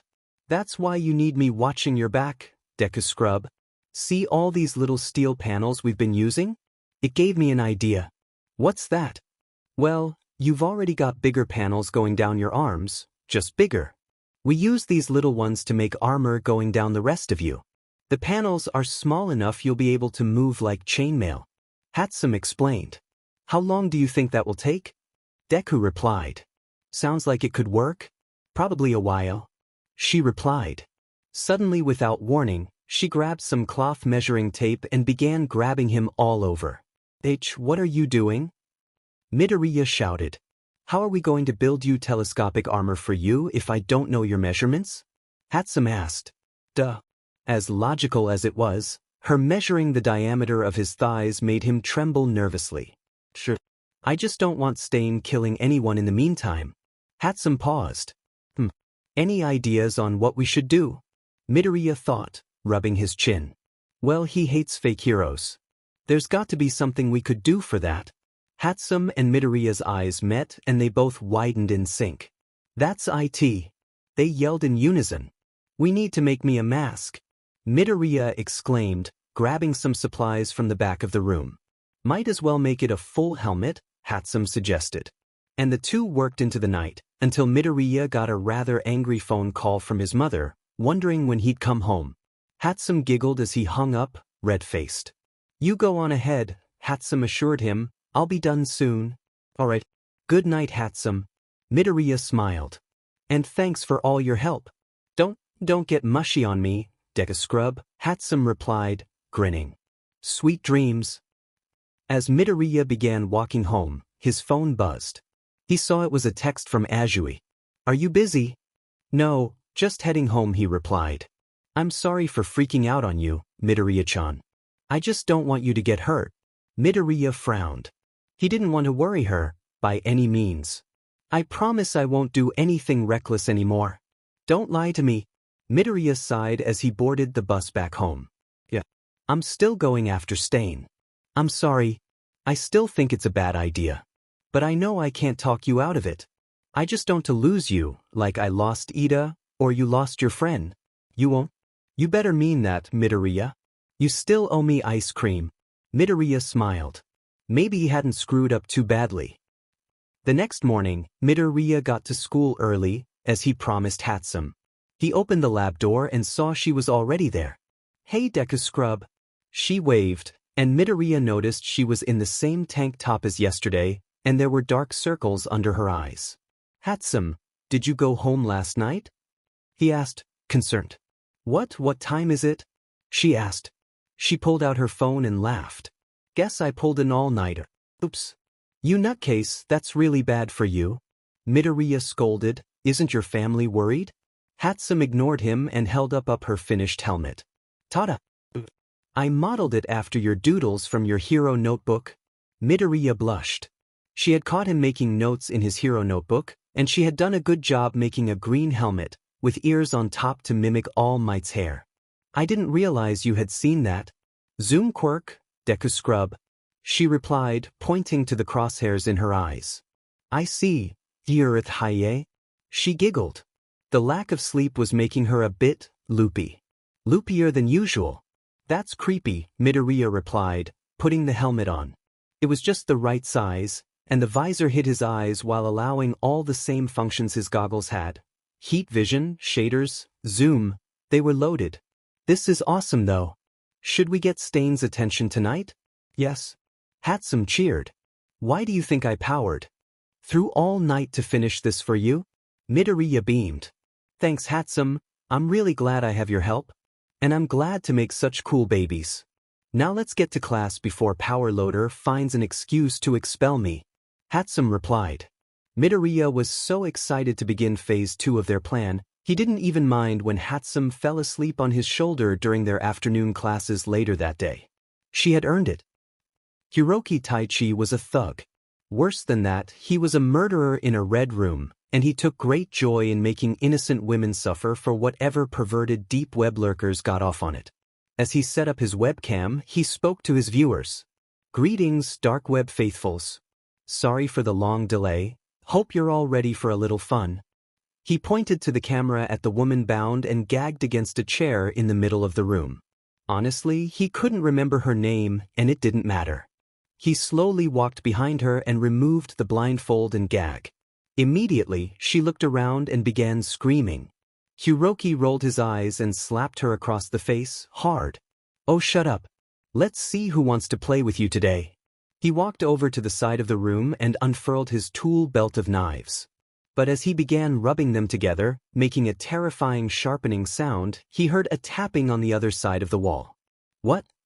He wondered. Without warning, a telescoping spider-like tentacles broke through the brick, and the claws wrapped around his throat. Lifted off the ground, the tentacle then zoomed backwards, slamming him against the wall, knocking his knives and the table all over the floor. It repeated the process, slamming Hiroki into the wall repeatedly until he was bloody and unconscious. Midoriya Izuku then burst through the wall with his other spider legs as the captive woman screamed in confusion. In her defense, he realized a guy in a weird rabbit helmet on spider legs with flamethrowers on his arms would scare anyone being held against their will. So, wordlessly, he untied her and she took off running. Midoriya turned to the camera. "Bring Stain." He grunted, the voice-modifying software in his helmet making his shaky voice deep and unrecognizable. Then, he crushed the camera with his spider claw. With the camera off, he tied up the Hiroki Taichi in capture tape, and after he was safely out the building, Hatsum called the police anonymously. She had been watching from her laptop, communicating with Deku from an earpiece built into the helmet. "Did you record it?" Midoriya asked into his headset as he jumped from rooftop to rooftop. "You know it, Deku Scrub," she crowed, "now to make it go viral." "Stain will be quite distracted if I do say so myself." Midoriya smiled to himself. "Your time is up soon, Stain." To Hatsum and Midoriya's delight, their plan had worked. Over the next 2 weeks, their video of the mysterious hero interrupting a Red Room murder spread across the internet and the news media like wildfire. Stain had vanished since, although with how randomized his attacks had been, no one knew if that was related. But people were talking, which meant they were on the lookout for any activity of the hero killer now more than ever. With finals fast approaching, it gave Hatsum and Midoriya the perfect excuse to stay after school and discuss their next steps. The boot is finished. Hatsum cheered. With a week to spare. Now we can pretend we're still working on this stupid MT Lady project in class and focus on Operation Stain Removal. That had proved to be tricky. Cramming body armor into one backpack to spread across Midoriya's whole person was harder than they thought. Not only that, but with all the different curves of the human body, it kept jamming. The both groaned as the telescopic steel plating jammed around his knees, clicking uselessly for the 15th time that afternoon. Midoriya flicked a switch on his backpack strap, retracting the armor, and taking the backpack off. "I don't think this is working." Midoriya groaned. "Maybe we should just make an armor suit? From scratch?" she asked. "That could take months, and then to make it mobile?" Midoriya shifted his eyes. "Not if we had one we just had to modify." "Wait, what are you talking about?" Hatsum asked, suspicion in her tone as she stepped towards him with arms folded. "No secrets if we're going to be business partners." Midoriya scanned the room again, despite having been alone in there with her for hours, to verify once more that no one could overhear. "Remember the training I mentioned Power Loader gave me? What about it?" "It may have had me build a mech suit to give me a crash course in robots and programming and weaponry," Midoriya answered, not able to look her in the eyes. "You what?" she screamed. "And you didn't tell me this 2 weeks ago?" "Go get it, you idiot." "He didn't let me keep it," he replied, throwing his hands up. "It's probably stored somewhere in his lab. He said he'd get in big trouble if he gave a flame-throwing mech suit to a kid. That's just him trying to get in the way of progress." Hatsum scowled. "We still have access to his lab, let's just go borrow it." "Borrow it?" Midoriya echoed, hands in his pockets. "You think that will work? You think he won't notice a mecha suit going missing?" A light bulb flashed above both of their heads. "Actually, we built it to my specifications," Midoriya realized. "Yeah, he can't use it," Hatsum added, a Cheshire cat grin spreading across her face. "So if he's just storing it, maybe we can take it before he knows it's gone." Let's go grab some gear from his lab and see if we can't find it, Deku suggested, and see if we'd be able to work with it. As they left the lab, Hatsum was practically skipping down the falls of UA in excitement. I get to work on a mech Suyuyit, she declared in a sing-song voice. Deku couldn't help but smile at the joy she took in their inventing. He had to admit, even though they were hunting down the hero killer, it was much more fun doing this together. So, if we can get this thing out of the lab, should we work on it tomorrow? We could get so much more work done on a Saturday than after school. Hatsum suggested. Midoriya gulped. I actually have plans with Azui. We're getting ice cream. After weeks of turbulence, Class 1A had settled, and Suyu had asked if they could go out like they had planned before Ida had passed. In addition to being nervous at the prospect of a date, he was also worried she'd want to talk about his hunt for Stain. For how often Hatsum teased him about his crush on Suyu, he was surprised to see how crestfallen the news made her. Guiltily, he added, "We could on Sunday?" She perked up and beamed at him. "All right. I'll text you my address and we're going to make this suit invincible." He laughed as they approached the bus stop. "Let's see if we can even get it out of the lab first." As they rode towards the other side of town, Deku filled her in on the specs. It doesn't have much in the way of weaponry, it was mostly just flamethrowers and impact dampeners. It was also reinforced to make it more easy to lift heavy objects, but that's about it. "That's easy enough to work with," Hatsum assured him. "We could add a pack like yours and wire some more weapons system to it, no problem. Mobility is going to be a big thing." "Well, I don't think my spider things could carry something that heavy," Midoriya admitted, "but maybe we could make boots like yours for it? That would enable it to make some long jumps and generally help carry the weight." The two spent the rest of the bus ride spitballing ideas to each other. Arriving at Power Loader's lab in the early evening, they caught the pro just as he was leaving. "Didn't I get enough of you two during the day?" he grunted, seeing them together. "We were just wondering if we could use some parts and equipment here," Midoriya requested, politely, knowing he would get farther in the discussion with their teacher than Hatsum would, for the MT Lady project, of course. Power Loader paused, and cautiously handed a copy of the front door key to Midoriya. "You are not to let her have these," he instructed, pointing to Hatsum. "I'm right here." She objected, slightly hurt. "I know," Power Loader deadpanned before turning back to Midoriya. "Lock up when you're done." As they entered the lab, Hatsum grumbled, "That's garbage, I can't believe he trusts you more than me." "You went 5 for 5 on explosions in class last week," Midoriya pointed out with a laugh. "Nothing blew up this week," Hatsum yelled, throwing her hands up in the air. "You are the worst." "Come on, it's probably in the back," Midoriya suggested, ignoring his rival.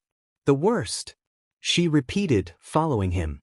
The lab had a few offices up front before leading to the workshop in the back. But before the workshop area, they stopped in front of a door labeled, "Authorized Personnel Only." This one was, unfortunately, locked with a key card swipe. "Probably should have seen this coming," Midoriya stated nervously. "See, this is why you're the worst," Hatsum replied, pulling a small plastic card out of her work glove. "You underestimate me once again. You think I only have lockpicks for old-school locks?" She swiped the white piece of plastic across the keycard slot, and it beeped with a green light. She pulled the door open for her partner. "After you." "Point Hatsum," she gloated.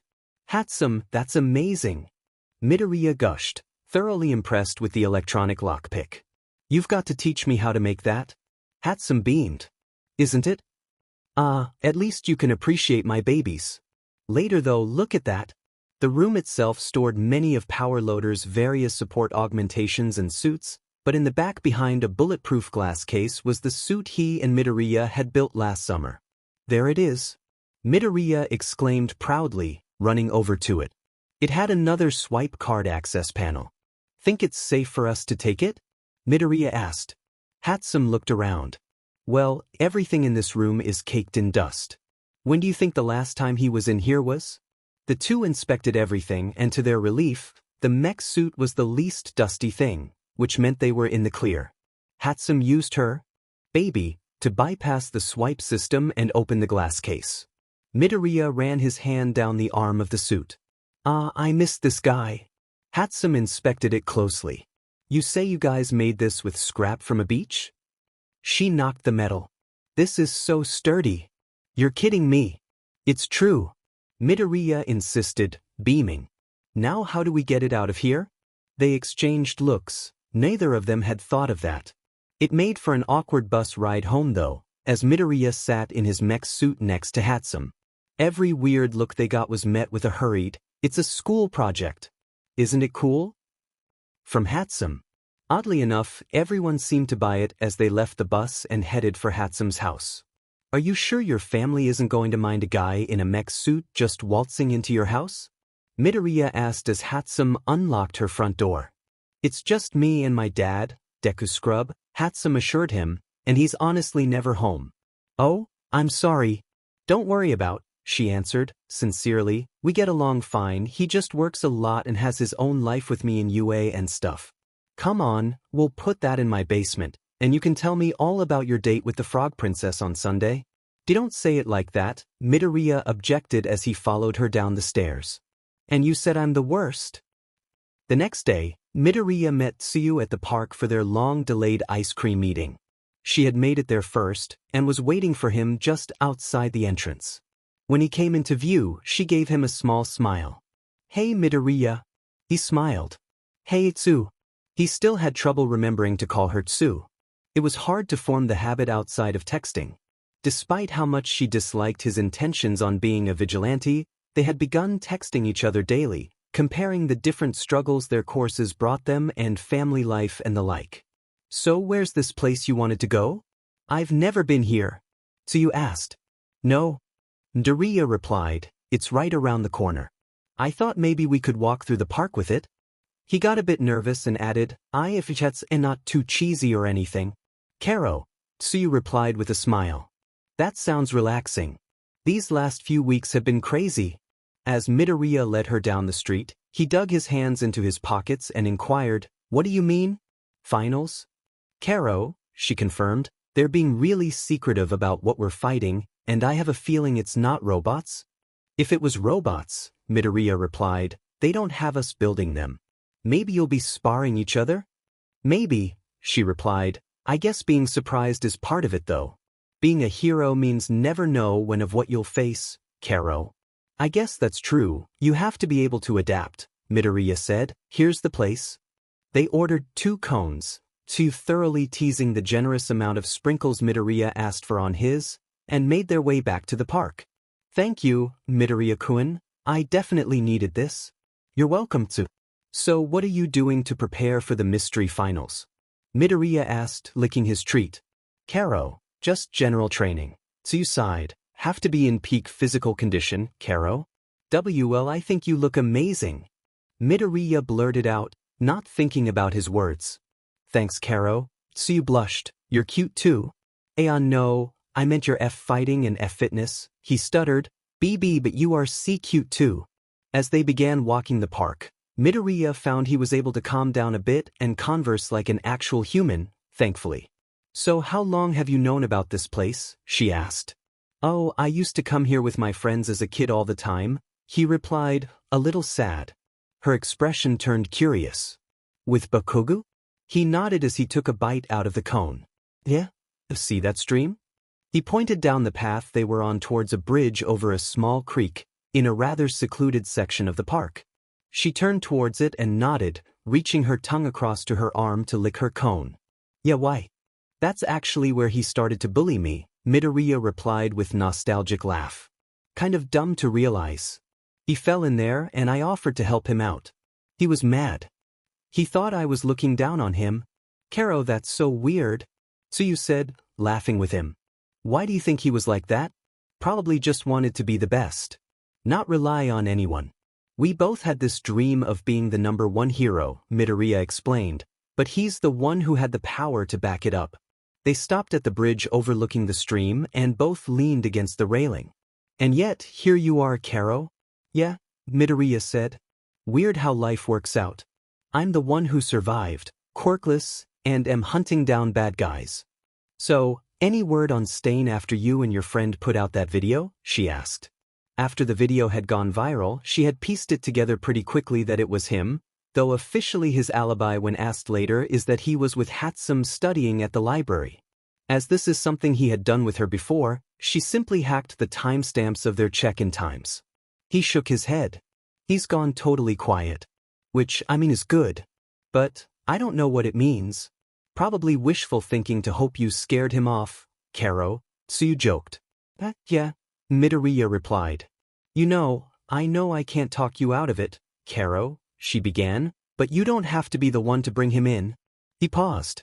Remember that night we ended our internships? Kinda hard to forget, Midoriya-kun. Tsuyu croaked. Sludge guy tried to make me his meat puppet. Weird day. He smiled to her. Very funny. But I meant it. You really saved me by stopping me from killing that villain. But when we were doing that, Ida got killed. And I saw how much it hurt you. Hurt everyone. I thought. He stopped to slap his leg. Sorry, mosquito. What? He pulled his hand up to see a trickle of blood on his hand. It was far too much to have been made by any sort of insect. Tsuyu met his gaze. Run, he whispered to her. She jumped away, and Midoriya went to give chase, but no sooner had he taken one step did his entire body lock up and he crashed onto the wooden bridge. Tsuyu turned around to grab him, but there was already a figure standing between them. Stain, who had been hiding under the bridge, had climbed up, swiftly placed himself between the two teens. He already had the point of his blade pointed at Midoriya's neck. He was giving the boy an intense look of malice that sent chills down both teens' spines. Don't move, he hissed to Tsuyu. All I want is to have a little chat with our friend here. If I have to do anything further, that will be on you. Tsuyu's eyes darted around. This was a rather secluded area of the park, and there was no one in sight. She clenched her fists but stayed put. Don't hurt him, Karo. What do you want? Midoriya asked, trying not to let the panic show in his voice. Stain looked down to Midoriya. Look, kid. I saw your video. Hard not to. Midoriya didn't say anything. He was caught completely off guard. Just as he was about to tell Tsuyu, he thought he had a knack for tracking down tricky villains. Maybe it worked too well. You're out of your depth, kid. Stain laughed. Using the same tech you used in your televised sports festival? Tracking you down was easy. But I'm going to give you one warning to stay out of my business. Stain crouched down by Midoriya. Watching you squirm is fun, kid. Was clear Stain was enjoying the position the three of them were in, so Midoriya needed to stall for time, once again. Why would you do that? Midoriya asked, slowly. You never let anyone walk away. Oddly enough, kid, because you fascinate me, Stain smirked. You've actually got the hero spirit, intervening where you aren't needed to save that useless pro. Believing in the broken system. Maybe you remind me of a young Stain. Stain's voice got really low. But listen, if you come looking for me again, I will kill you. He pointed his sword towards Tsuyu and looked over to her. But while he did, Midoriya realized he could move again. He pulled a small tracking device from his pocket and stuck it on Stain's leg, before putting his hands where they originally been. And when I skin you alive, I'll make your friend watch. Stain scowled. Now get out of here. Stain jumped from the side of the bridge abruptly, making a splash in the stream below. Tsuyu peered over the side of the bridge after him, but he was nowhere in sight. She ran over to Midoriya as he began to pull himself to his feet and wrapped him in a hug. Midoriya-chan, are you okay, Karo? She asked. He nodded, heart racing and pounding in his ears. I'm okay. I'm okay, he exhaled shakily. Let's get out of here. They ran from the park, and Midoriya couldn't stop himself from scanning every person they passed for signs of that deformed face, and looking over his shoulder. He could be anywhere, behind any tree.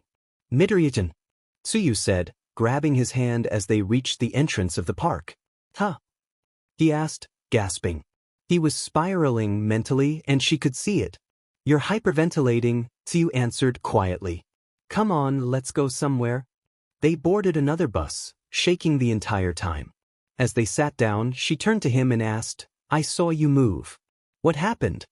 I have a theory his quirk works differently depending on people's blood types. After a minute or two I was able to move. I put a tracking device on him. I don't think he knew I was able to get free. He explained. He pulled his phone out of his pocket and went to open the tracking app, but he couldn't, his hands were shaking too hard. His breathing sped up again. Tsuyu gently grabbed his hand again. Midoriya, breathe. You're freaking out again, Karo? Sorry, Midoriya exhaled. He had me dead to rights. I never saw him coming. He gave a bitter laugh. And here I thought I was good at this villain hunting thing. Are you giving up? She asked as the bus screeched to a halt. They walked off the bus, Midoriya shrugging. I don't know. What if he's right? What if I'm out of my depth? Maybe I'm not cut out for this. That was humiliating. He looked around, seeing they were in a part of the city he wasn't used to, outside of school he had never seen. Where are we? He asked. This is where I went to school last year, Azui replied. Come on, I want to take you to my favorite spot. She led him around the back of the school to a field. At the other end of the field was a small pond surrounded by tall trees. It was a beautiful scene as the setting sun tinted the landscape gold. She sat down on the side of the pond and pat the ground next to her, signaling him to sit. He did as such, and she asked, Know what I think? What's that? Midoriya asked. A few weeks ago, I almost died, Azui answered, and one of the most brave and creative people saved my life, Karo. He blushed. He must be a pretty cool guy, Azui-san. Call me Tsu, Karo? She replied, and I think he's pretty great. But before that? I was terrified, Karo. Yeah? Midoriya asked. I never even stopped to ask, I'm sorry. She shook her head. Don't worry about it. That was a pretty crazy night, and with what happened to Ida, it seemed small in comparison. Anyway, it was terrifying, but it made me realize something. What's that? He asked again. That's what being a hero is, Karo. She shrugged. You're going to have close calls. Look, Midoriya-kun. You know I don't agree with the whole vigilante thing, but don't let Stain get in your head. Besides, you outsmarted him. You put the tracker on him. Find him. Bring him in. Why, you really believe me I can do it? Midoriya smiled. You beat me in a fight. You aren't allowed to lose ever again. So you smirked. You better do it, Karo. She leaned over and kissed his cheek, causing him to turn bright red and lock up. Thank you, listen. I mean this. She laughed her rib-biting laugh. It's getting late. We should go. I promised my parents I'd put my little sister to bed. Let's go, Karo. A stuttering mess, Midoriya followed her back to the bus, with his heart racing for two reasons. As they stopped outside his residence, Tsuyu gave him another peck on the cheek and wished him a good night.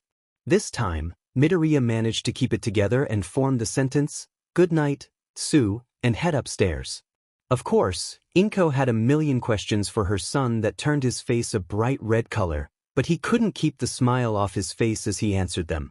You make sure not to get in the way of her hero studies. Inko instructed, trying to sound stern behind her elation. She sounds like a wonderful girl. I won't, Mom. Finally, he was able to excuse himself to bed. And then he grabbed his battle backpack and snuck out of his window, using his spider legs to crawl down the side of the building.